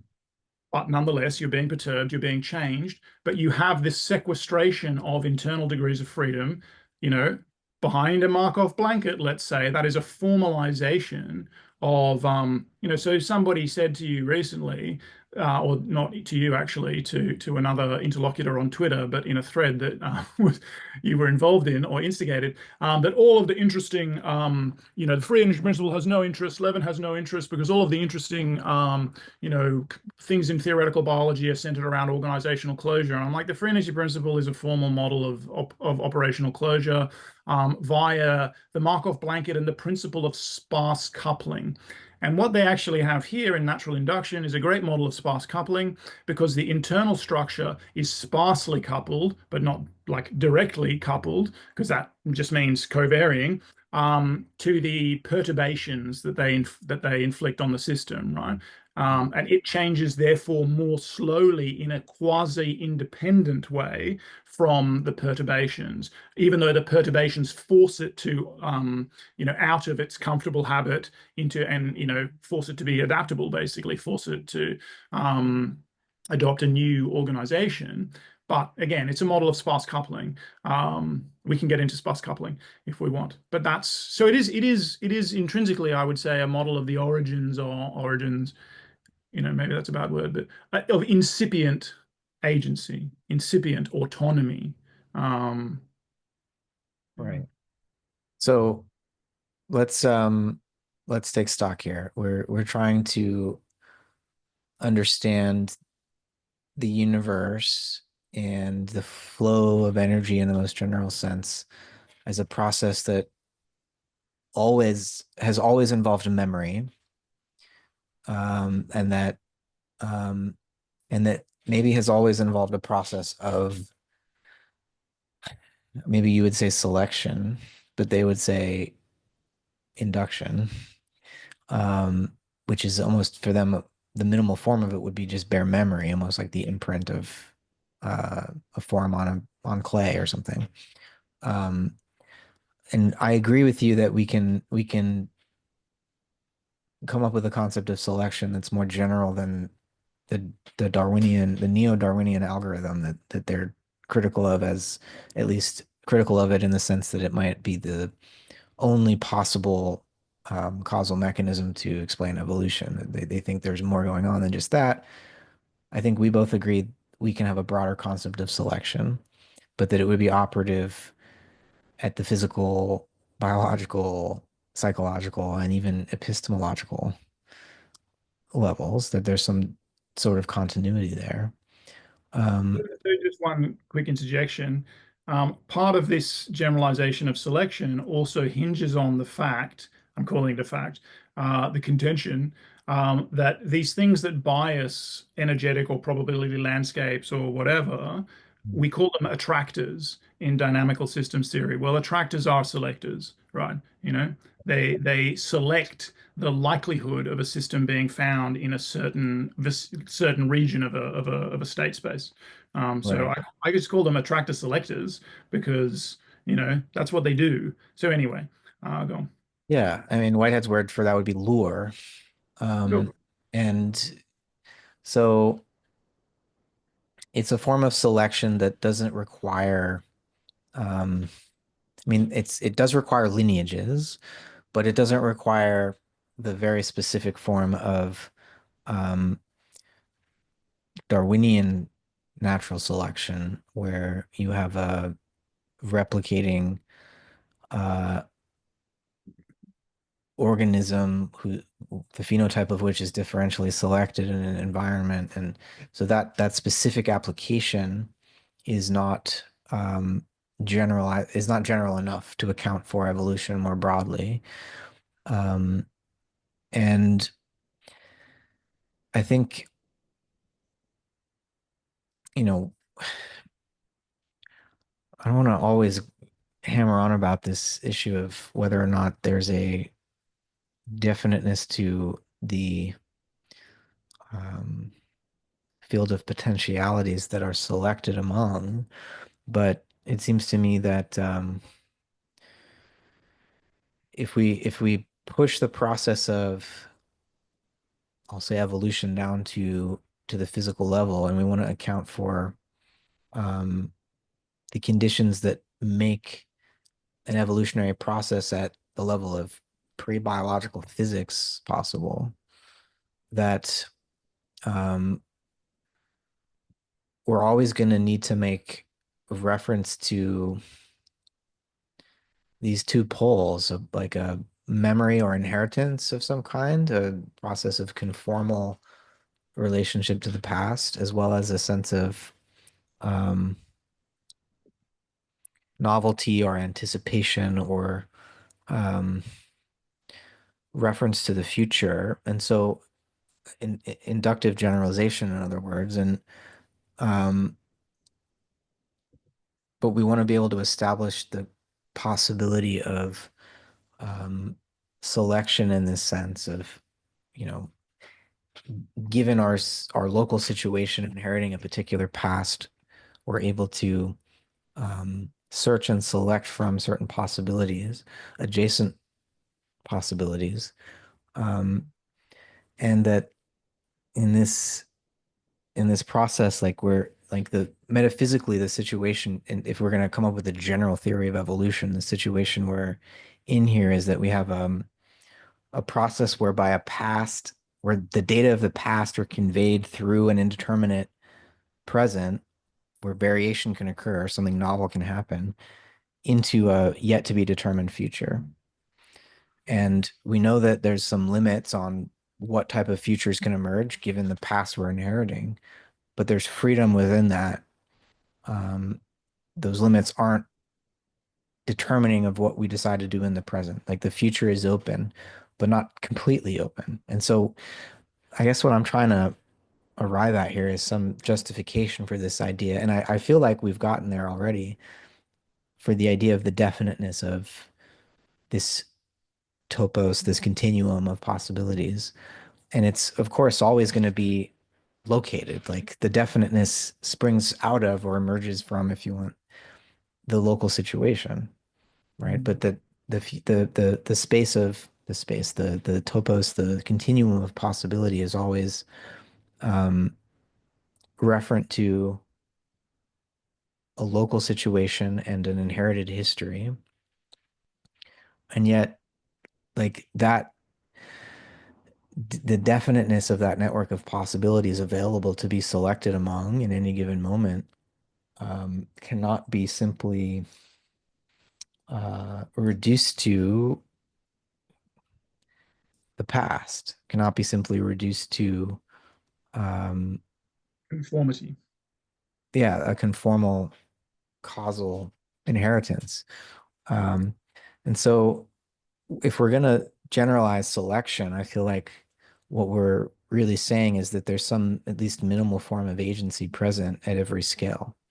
And that agency is um, it's not conscious, and it might be um, highly repetitive, and that, when we're talking about, atoms, there's a very high degree of repetitiveness, um, but that organisms at whatever scale they um, emerge are engaged in some degree of agential, artificial, if you want, selection, where it's not just like as you were saying, there's no real, it's not just, we can't just help ourselves to these concepts of randomness.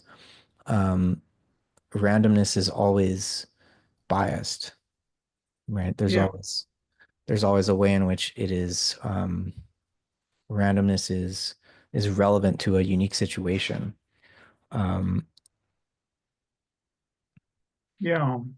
I wonder if one is just looking to avoid slightly loaded terms. I don't know if this helps at all, actually. I don't really have a good feeling. I'm starting to feel like autonomy is a less loaded term and than agency. agency.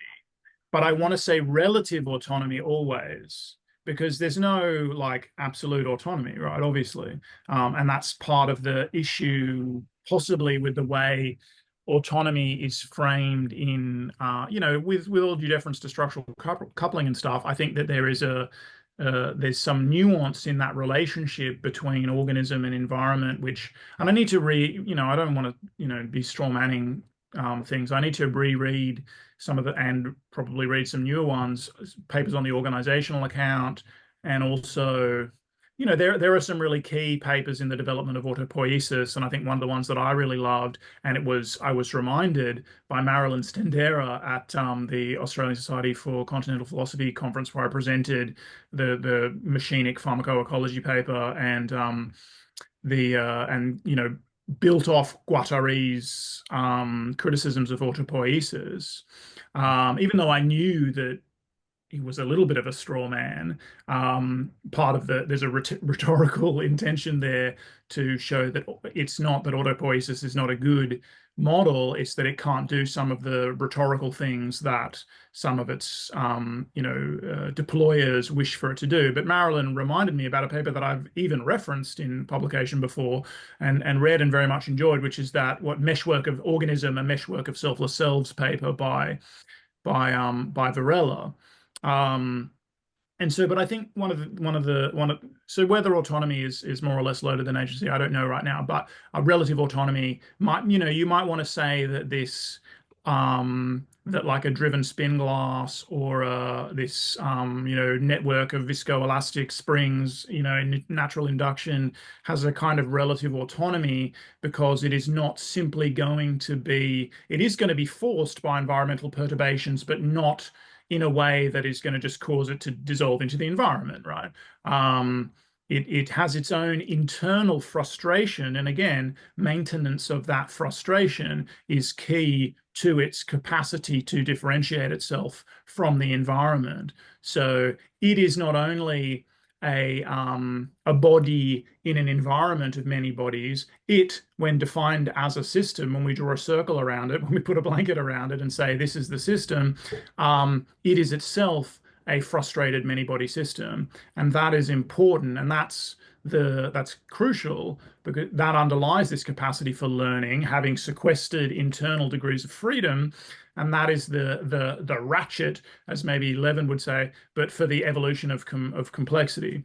But just on the indefiniteness thing, I think that there's this indefinite, like two things really quickly. Like one is this, we imagine this array of definite possibilities. So I agree there's a gradation in definiteness in terms of adjacency to a particular situation, like the one that we find ourselves in.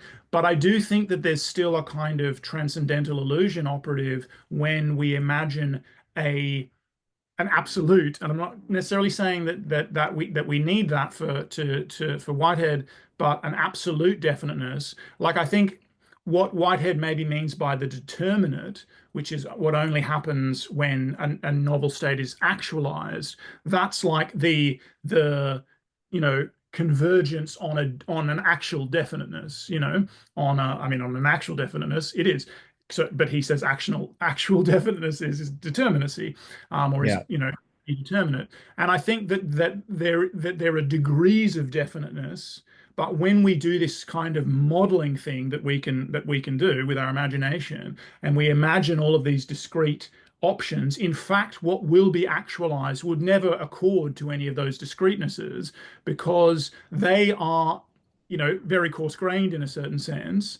And what we will actually end up with will be some indeterminate mixture of those definite possibilities. So they would still be an indefiniteness because they only appear separate to us because we're not looking at their boundaries where they in fact bleed into each other. And then that to me goes straight to this notion of I mean, it's in a different domain, but the indefiniteness between the system and the environment.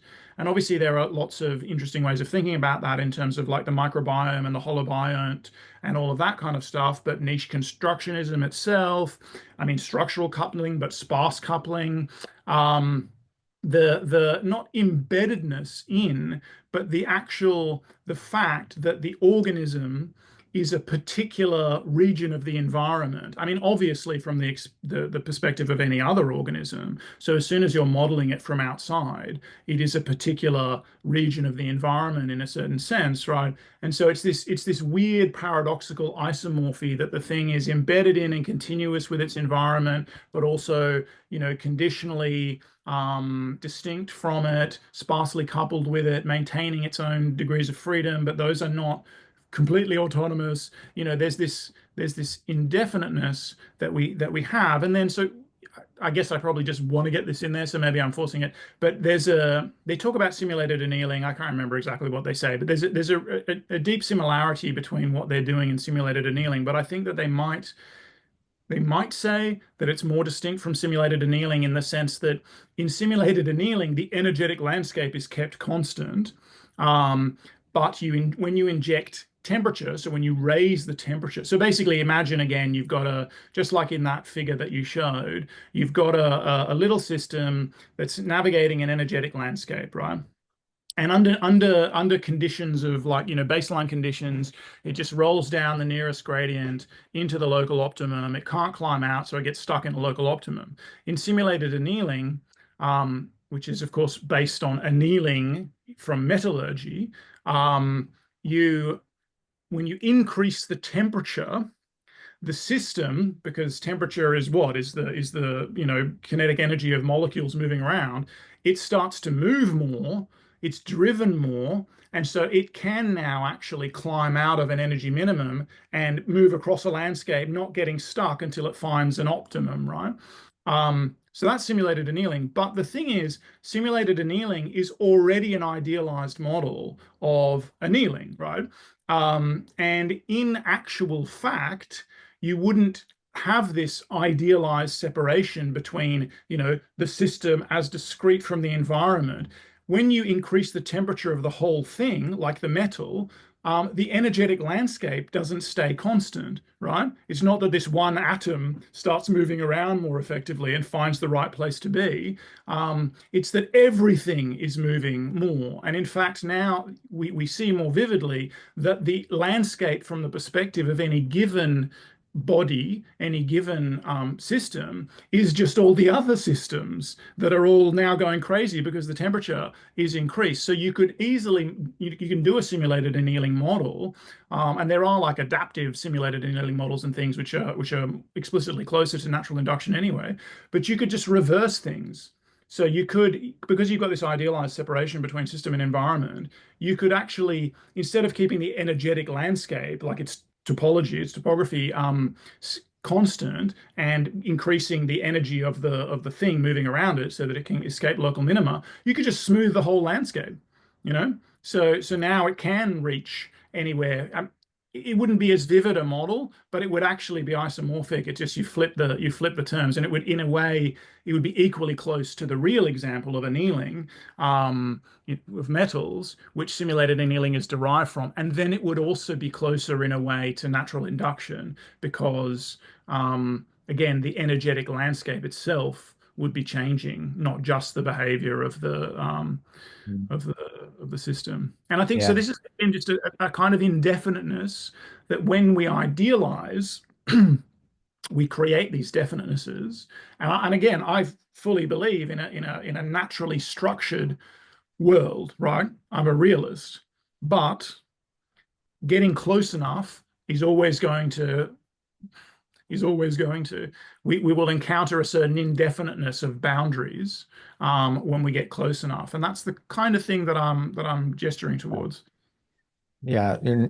Well, I want to read what they say about simulated annealing. I think you got it pretty much exactly right.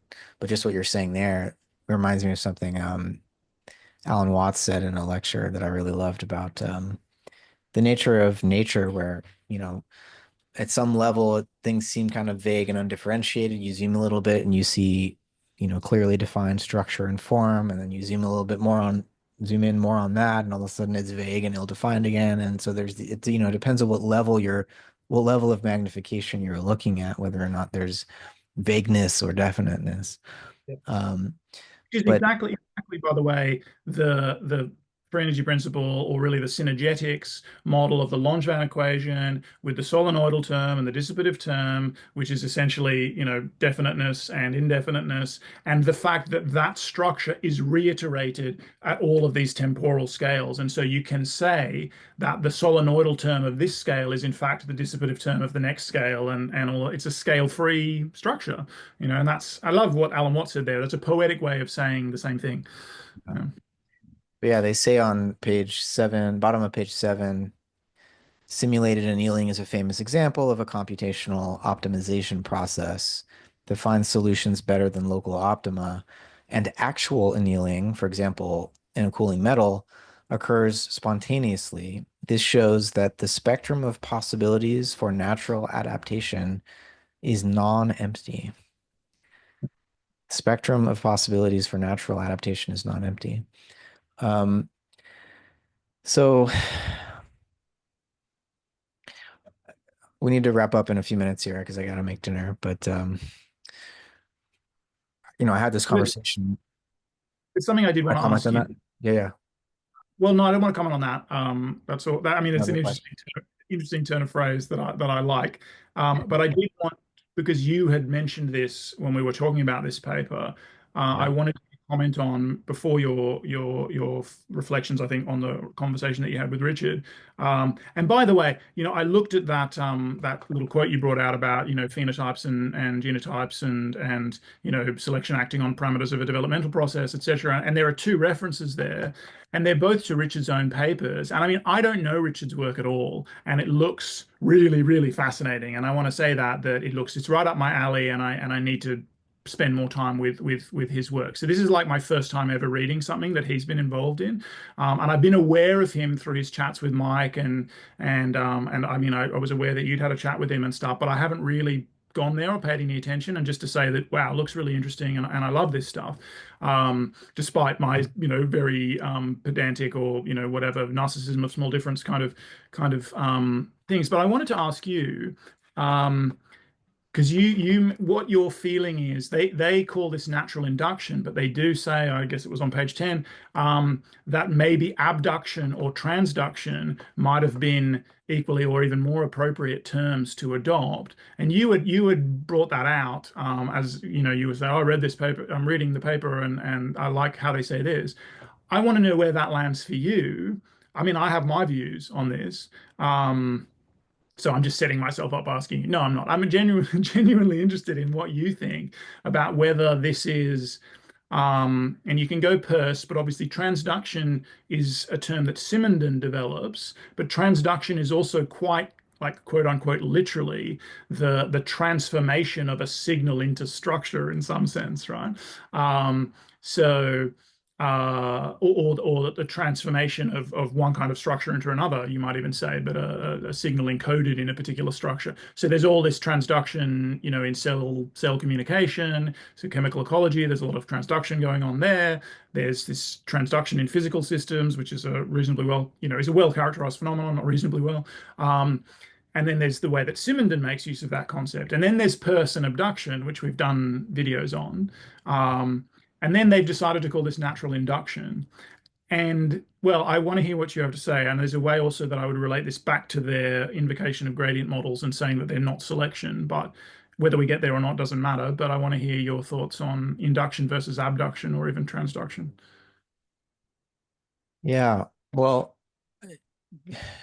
I think Peirce's idea of abduction to me is another way of getting at what Whitehead means by the almost an ontologization of the idea of inductive bias.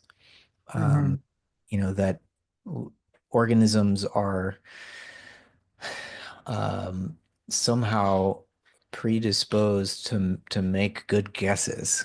And so when I was talking, and this connects to my conversation with Richard Watson about this, for him, and I think he explicitly was saying this, that like the capacity of organisms or simple physical systems like this ball and spring system to anticipate by forming inductive generalizations to anticipate the future in some sense is a kind of as if anticipation as a result of having a system having created an internal model of an environmental rhythm or cycle of some kind. And so it's almost like it's not as simple as you know, a footprint in clay. It's a more sedimented kind of representation, a deeper representation in a sense than that. It's not clay, it's sedimented. Are you sure you want to go with that? Well, it's Metaphor? not sediment. It's more abstract. Yeah, sure, It's sure. it's it's Yeah. encoded in a subtler way. Yeah. Um, but he's still using that sort of as if language, that this appears as though the system in question is predicting the future, when really what's happening is that it has been imprinted by a recurrent cycle in its environment, and it the system that seems adapted to its environment is blindly arriving at the right moment in that cycle because of its prior imprint, the prior imprint of the cycle from the environment. What is And induction, even according to Hume? What is induction other than that, right? Um, well, yeah, I mean, in some sense, organisms adapting to their environment is finding ways to internalize environmental cycles. Um, Metabolism is the internalization of environmental cycles, so that you can recreate what you used to be dependent on the cycle in the environment. You've recreated that internally, and so you gain autonomy in that sense. Well, Um, there's this notion of just embodying a model of the sufficient statistics of the patterns in the environment which are likely to drive you, such that you arrange yourself into a you embody, but you yeah, arrange yourself into a kind of conformation that will not be destroyed by those driving principles. But right, it's what I was getting at is it's predicated on the inductive bias, which is the assumption, the prediction that the future will resemble the past, right? right, Yeah. Sorry, right. John. So, I mean, you can have an account of a non-equilibrium steady state, using the free energy principle, I'd say. But that's like an account of life in terms of, or an account of the maintenance of enduring form of any kind, as um, it's like a principle of safety. Like, let's minimize surprise. Let's remain the same as best we can. Um, and I feel like abduction in Peirce's sense, or Whitehead's account of this non-statistical form of judgments of probability, or this idea of the initial aim, um, is suggesting that it's not just a matter of like safety or maintaining the way the continuing to persist in the same way, but there's this element of Whitehead would say adventure, or risk, where it seems like it's especially manifest in living organisms, that we're willing to take a speculative risk. We're willing to, even if we've found a local minimum, like a good niche, it's like solid niche. Like, let's just stay here. This is good. It's nutritious. We're happy. But life gets bored. Like, life gets bored. It finds a stable, way of surviving, but that's never good enough. It seems like life always wants to find other ways um, of organizing itself that would involve traversing a risky landscape, where it's like almost worth trying something new to find that more um, intense form of life than it is to just stay in the same Yeah. I habitual mean, canalized form. I wonder if you could just say it's deflationary, but it won't change what we want, I think. But life stays the same, and some things stay the same for a very, very long time, until it's perturbed, until it can't stay that way anymore. And because of the dynamism of the landscape, the dynamism of the environment, this perturbation is highly likely, and so this drives the evolution of evolvability. Like, you better be able to respond to a perturbation because you're probably going to be perturbed. Um, That's another way. It's probably a slightly deflationary way of saying what you were saying. I don't think it changes anything because I don't think it changes. That principle of perturbation is as present in the organism as it is in the environment. It's like the organism perturbs itself, it like No, destabilizes itself. okay, look at it this way. I mean, I agree. I agree. This is not a disagreement. So kind of what you're referencing with regard to the free energy principle is the so-called dark room problem, right? Which has been brought up as a criticism of like predictive processing and stuff. Like if we are organisms that just want to minimize surprisal, why don't we just go and sit in a dark room where we will never be surprised? And it's like, well, on the one hand, because you'll starve to death.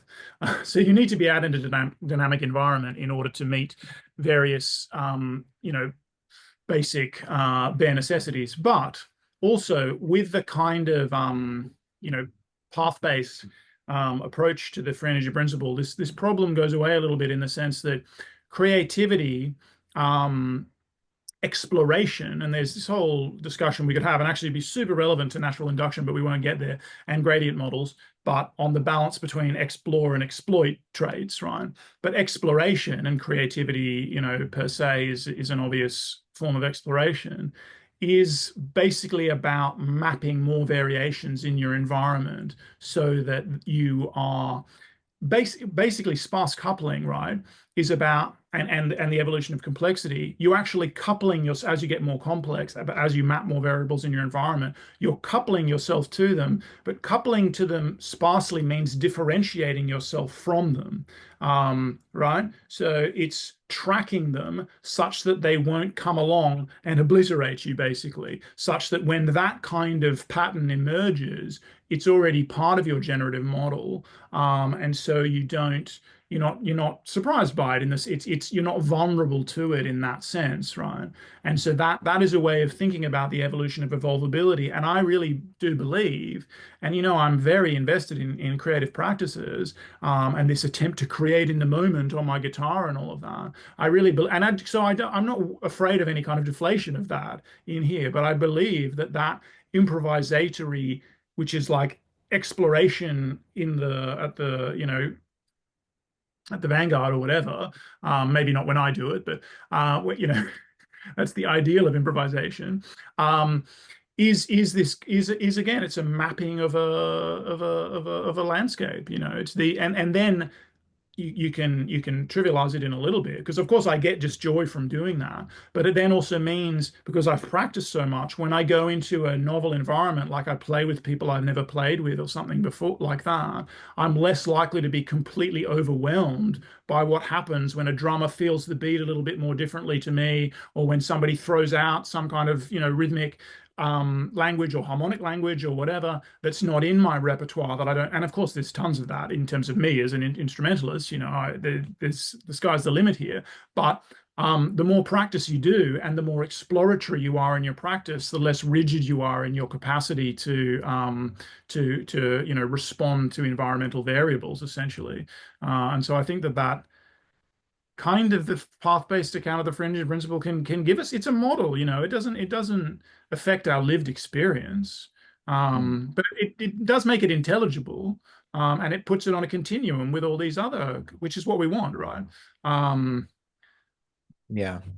Yeah, I think what I would, just to really titrate and give the essence of what I think Peirce's idea of abduction would allow us to emphasize here, is that we're not, when we talk about novel generalizations, and learning as a process of being able to develop novel generalizations, not just as induction, but as abduction. It's like there's something in excess of the data of prior experiences that's being leapt to in a way. And that to me signals that we're dealing with more than just what a normal physical system can do, which is, maximize local energy gradients. We're talking about a higher order process. They call it second order, and they don't make reference, to anything like Whitehead's idea of a kind of gradation in the realm of eternal objects, or graduated intensive relevance, as he would refer to it. But I think there's something like that going on where, um, in a way, um, parallel to, but polar in a polar opposite from what's already been actualized is this space of possibility. And whatever evolution is, it's always in the present, creatively advancing, inheriting the past, remembering, but also able to search a space of possibility. And whether or not, I'm with you on not wanting to overly um,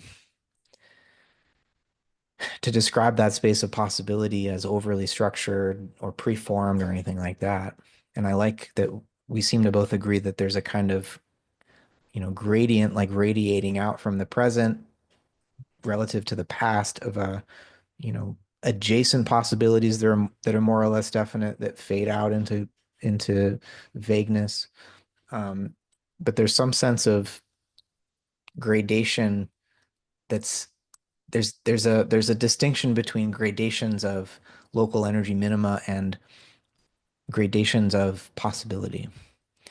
That I think just for thinking about how these evolutionary processes are possible is that we have to make that kind of distinction. Um, Yeah. Otherwise, abduction and learning and the capacity for novel generalization doesn't really make sense because novel generalization is not just sort of extracting the lowest common Mhm. denominator of past experience. It's like, no, there's an actual intuition of what's possible given that past. Um, and that's where agency comes into play, and that's where um, this idea of selection in the most general sense that's not just natural selection that makes it seem like it's passive almost like the environment. It's almost that becomes the tautological form of natural selection versus artificial selection where it seems like there's obviously more agency and almost design at play. And instead of having to choose like let's retreat prior to that fork in the road between natural selection and artificial selection and recognize a more general form of selection. Um, that does involve something mind-like. In addition to physical inheritance, there's something agential going on here at all scales in nature that doesn't just suddenly appear with humans. Like, oh, we're capable of artificial selection, but nature is not. And I think, yeah, I agree with all of that. But I think a paper like this is developing an account of a physical signature of that kind of process. And I think it hinges on this, what I think of in terms of sequestration of internal degrees of freedom, but it's this fine-tuning of internal frustration. And this means that abduction, where abduction plays a role for me in this kind of framework, is precisely again in the sense in which the theory is underdetermined by the data, right? So you couldn't generalize the theory in a lot of different the data, right? You could find different patterns in the data. You can generalize differently, and that is not determined by the data itself. And I think this, somewhere Peirce actually says, you know, in contrast to, say, the way Popper talks about abduction and maybe a more generic discussion of abduction, which is inference to the best explanation, for Peirce, it's more like inference to any or like any explanation, right? It's Mm. just inference to an explanation, the creative genesis of a novel generalization that then, because he's a hardcore fallibilistic empiricist, etc., will be tested against experience. And that is induction, right? So this is Right. how abduction links to the frame problem, which is that we set a frame which I don't want to say that it's arbitrary, but it's not determined, let's say for now, so we don't get into that rabbit hole. Um, there are obvious evolutionary reasons which we discussed and I mean evolutionary in the most general, and non-deflationary sense here, that we discussed in the neglected argument discussion and all of that, why we have a capacity to create novel generalizations which kind of work. But the way I talked about natural selection in our discussion of Whitehead's function of reason and the tautological nature of natural selection, I talked about something like natural selection, like a variational principle or a free energy principle, or these sorts of things, as not explain. This is where people, I think, go a little bit wrong in this idea of like FEP is attempting to be a grand unified theory or something like that. It's like but it's not reductionist.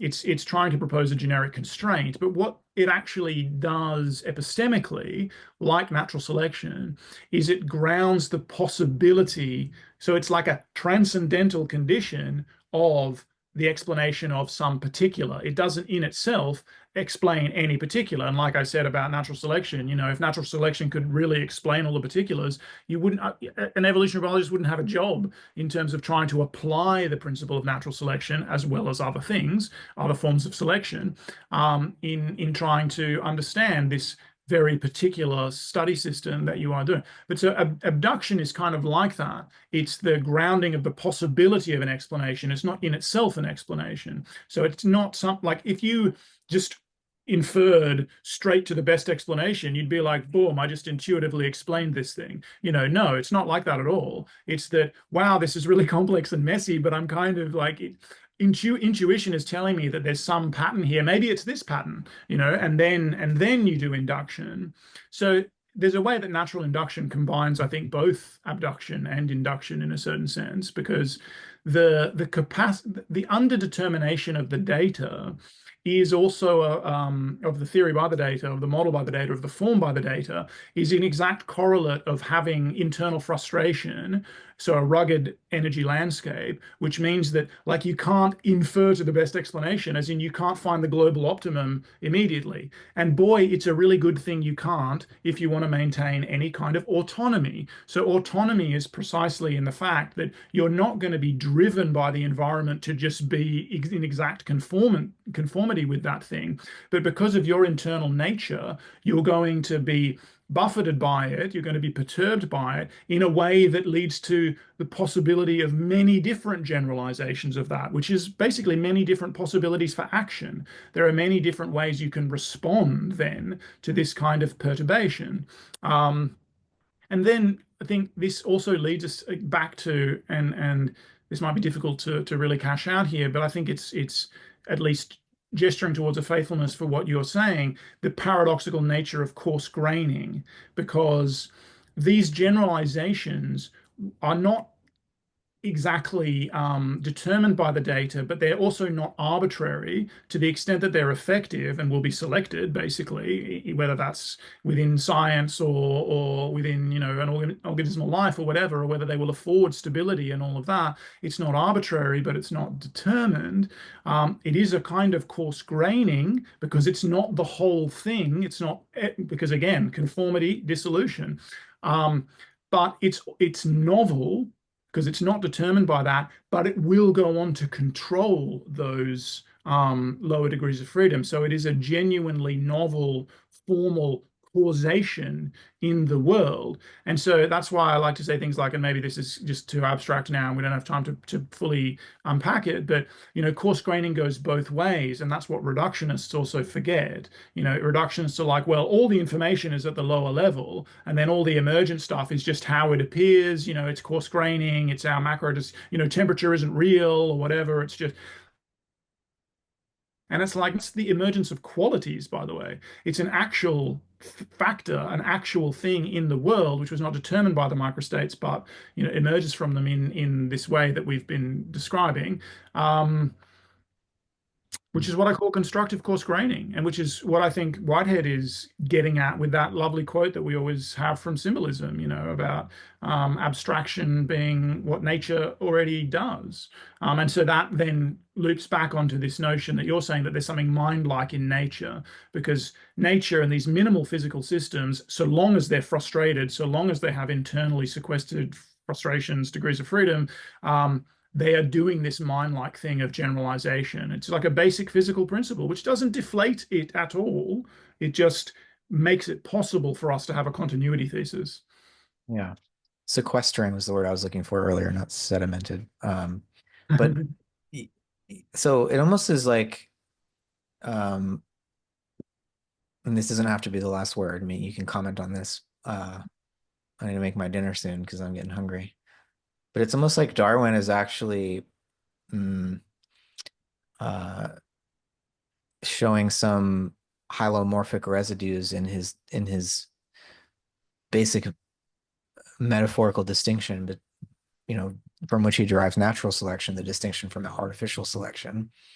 That it's like the human beings that can design consciously how this process of selection across generations occurs, whereas nature does it without explicit design or conscious design. That already seems to me to separate like the human who can do the informing and nature that sort of is everything's happening kind of accidentally. Um, and I think what we're trying to articulate here is a more general account of selection that wouldn't require that distinction. That, Yeah, nature's already technical, to put it in um, Simondonian or um, terms that I think you would resonate with. Or we could just say that there's this artistic impulse already present in the organic world. Um, and that allows for, yeah, this mind-like aspect or this abductive capacity, and we can bring it's bringing formal causality back into our account of the natural world, which allows us to understand evolution and cosmogenesis in a way that wouldn't make our presence as human beings and scientists claiming to know all of this stuff miraculous. It would make our presence expected and congruent with what the very processes that we're trying to describe, right? And so there's a consistency, in other words, between our epistemology and our ontology, like what kind of things we say that there are in nature, and um, what we're presupposing as our own epistemological like capacities to make claims like that. We're saying our own epistemological capacities to make claims like that are continuous with what is constructed, um, the biological world and the physical world and the whole cosmos ultimately, right? So this is totally. this is a more robust continuity thesis, not just mind and life, but mind and cosmos. Yeah, no, absolutely. And I think you're right about Darwin. Of course, Darwin's particular genius is hitting on a very general principle, but he doesn't see quite how general it is, and that's not his desideratum.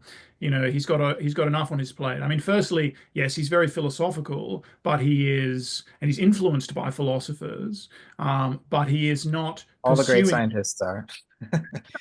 For sure, but he's not pursuing a generalized ontology, right? He's trying to account for, the term explain is overused, but he's trying to ground the possibility of explanations of, endless forms most beautiful and all that. And he spends the rest of his life after having well, I mean, he spends 20 years after having the insight, like, tinkering then. And then, of course, another person in a more classically romantic flash of genius has the same insight. And then they have to publish together in 1858. And then Darwin publishes the Origin the year after.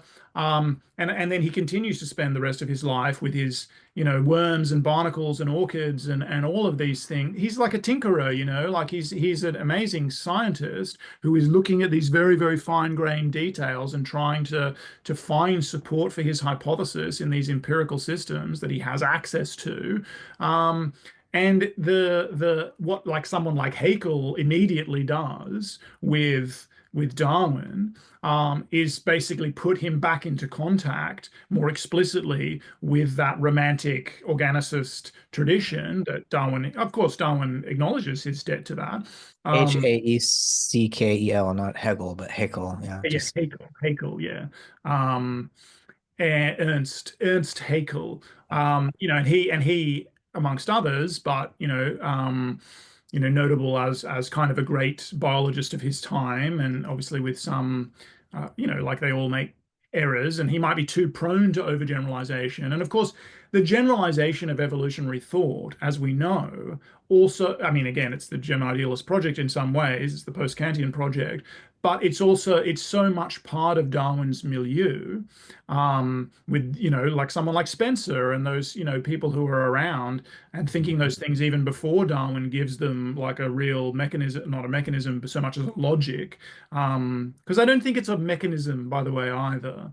Inherently, selectionism, and I mean natural selection, it's a logic. It's not a mechanism. You They have to say algorithm is what they say, but you can say that. But in that case, I think that they're not generalizing the algorithm enough when they say like a gradient model is not an example of it. It's like, well, if you generalize it further, which again is what the free energy principle does, in fact, yes, a gradient model is that. And I mean, we were saying earlier, gradient models have already had the abduction done for them. So they already have a goal built in. So they're like induction only because they're going towards a pre-specified goal. Um, but again, there are various ways internal to the operation of a like a single run of a gradient descent model in machine learning where it becomes more and more like the classical evolutionary story. But also, you have be Simondonian, please, uh, and think about the broader network, the assemblage, which includes the programmers and the goals, therefore, and their origins and all of that, and therefore the population of models. Because there's not just one gradient descent model, that does it perfectly. The people run lots of different runs, right? Now there's a population, and who selects? It's artificial selection. The designers, the programmers are like, this model is the best. I mean, it's classically evolutionary, and again, you can think about that across different levels. But I sidetracked myself with that little spiel. Yeah, no, I think you're absolutely right about Darwin. I don't think we can hold him to. Oh yeah, I was just going to say that he is intentionally not going there. He Mhm. is intentionally staying focused and not indulging in the grand generalization. There are plenty of people around him doing that, Yeah. and even to the extent of the interaction of his thesis with religion and all of that. That was something he was dragged into by others. That was not his goal. You got to think of him. I think he's a genius in a way, not in the romantic sense of flash of insight necessarily, which is more like Wallace in a way. But Darwin is the quintessential scientist in this sense. He's like, I've got this Yeah. hypothesis going to work. You know? Talk about inductive generalization and finding Yeah, like yeah. countless examples of this process playing out, whether it's with beetles or pigeons or finches or whatever. Um, So Meticulous maybe into detail. certainly has a certain human exceptionalism, although, he builds humans into nature, so he is one of the real watersheds for the undermining of a classical human exceptionalism. And then we get the problem, which we're still in now, which is that, well, are we bringing the humans down to the level of the, because we're still in this Right. Cartesian thing, right? Are we bringing them down to the level of the machines, or are we bringing the machines up? And it's like, well, everything's on a bloody spectrum. These things are all continuous. And obviously, different systems have different kinds of capacities. Yeah. Blah blah Yeah. blah. No, I'll credit John Cobb with this. It was a framing that he tasked me with organizing um, a section of the 2015 Whitehead Conference around, which was like post-Darwin, we have a situation wherein we either reduce human consciousness to the level of um, machine-like machine-like account of organisms, or we raise organisms to the level of minded, conscious human beings and see a continuum that allows us to be conscious agents, continuous with conscious agency going all the way down in nature. And Darwin forces the issue. It's like either everything's mechanistic or everything has some Yeah, mind-like dimension to it. yeah, yeah. And I kind of, to be honest, Um, even though there are lots of devils in the details in the way, and again, I think Simondon is really good here, obviously, but in the way we sort technical objects from natural objects, so to speak. But I do increasingly have sympathy with Mike's Levin's approach in a way, and because I think it's funny because we're still in this, like the mechanical philosophy is in a sense still the dominant paradigm, but it's also become so de rigueur to like criticize the machine metaphor. And I think that, terminology aside, he is actually plying an interesting middle ground there. I mean, he doesn't he gets organicism wrong. He's always saying that the more organicist types are criticizing me, et cetera, et cetera. And I'm like, I think really what he wants is more vitalist there, in the sense that they're people who think that there's a very hard distinction, like that kind of vitalism. And as we've discussed before, there are at least two different things that vitalism means, but that's one of them. That is the exceptional, like bio-exceptionalism. And again, of course, there are exceptional things about like biology. It's okay or correct to be a little bit vitalist in that regard, and it's important and necessary to be vitalist in the other regard, in the sort of vitalist animism regard, which we won't go into now. But yeah, I think Mike is exploring an important middle ground there. And yeah, on John Cobb, I gather he died recently. Yeah, I know he was very important to you, so you know, sorry. Yeah, well, I mean, oh, I mean, he was 99 years old. You can't ask for more than that as a living human organism, Yeah, yeah. If especially I'm if I'm keeping. thinking if I'm thinking lucidly about this stuff into my 90s, like I'll consider that a big win. Hmm. Right. It was very impressive. All right, Tim. I think that was extremely generative for me. Hey. Um, I feel like we did a decent job talking about this paper and, you know, working through some of the positions that might have seemed opposed. I feel like we're converging on a shared way of articulating this relationship between fact and form, so that's exciting. Yeah, and I think it's super important for us. I mean, kind of for scholars in general, but in a really collegial and good-natured way, unlike some people, to be Yeah. able to disagree intensely about really, really small points, like there is a narcissism of small difference. Like even if I'm critiquing this paper and talking about the difference between generalized selectionism and their claim that this is distinct from selectionism, it's only because I love what they're doing so much, and it's so consonant with the things that I'm doing.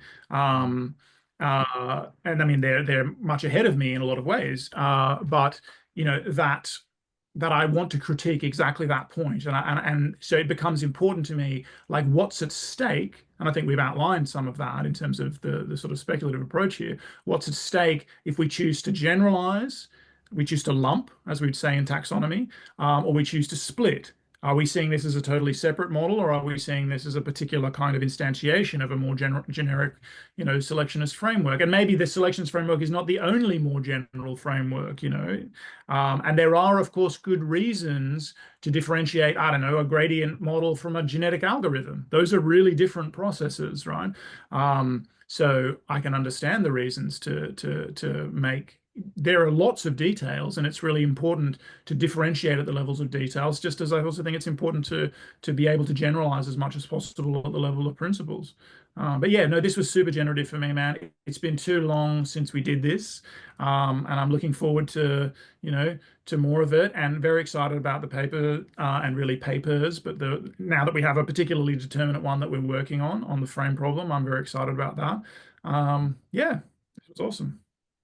Yeah. And I hope we can I don't know, I've come to feel like a measure of success these days is to upset everybody equally. So if we can write a paper that upsets the FEP folks and activist folks equally, then we're probably saying something novel and helpful for the next generation of scholars, at least.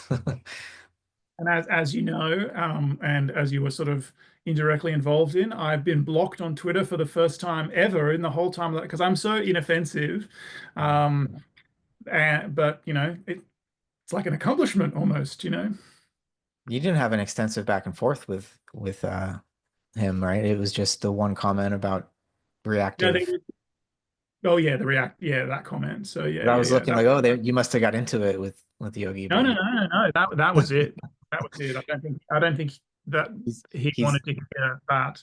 right. Um, He saw he realized you're a defender of the FEP, and he's like, well, that you're an Probably, yeah. enemy then. All right, Tim.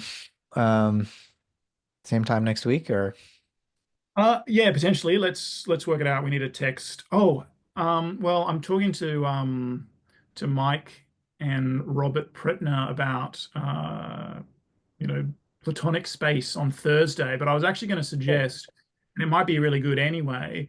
Do you want to read some of the Timaeus? And there's this Dan Smith, who's like possibly the greatest Deleuze scholar, paper on Deleuze and Platonism.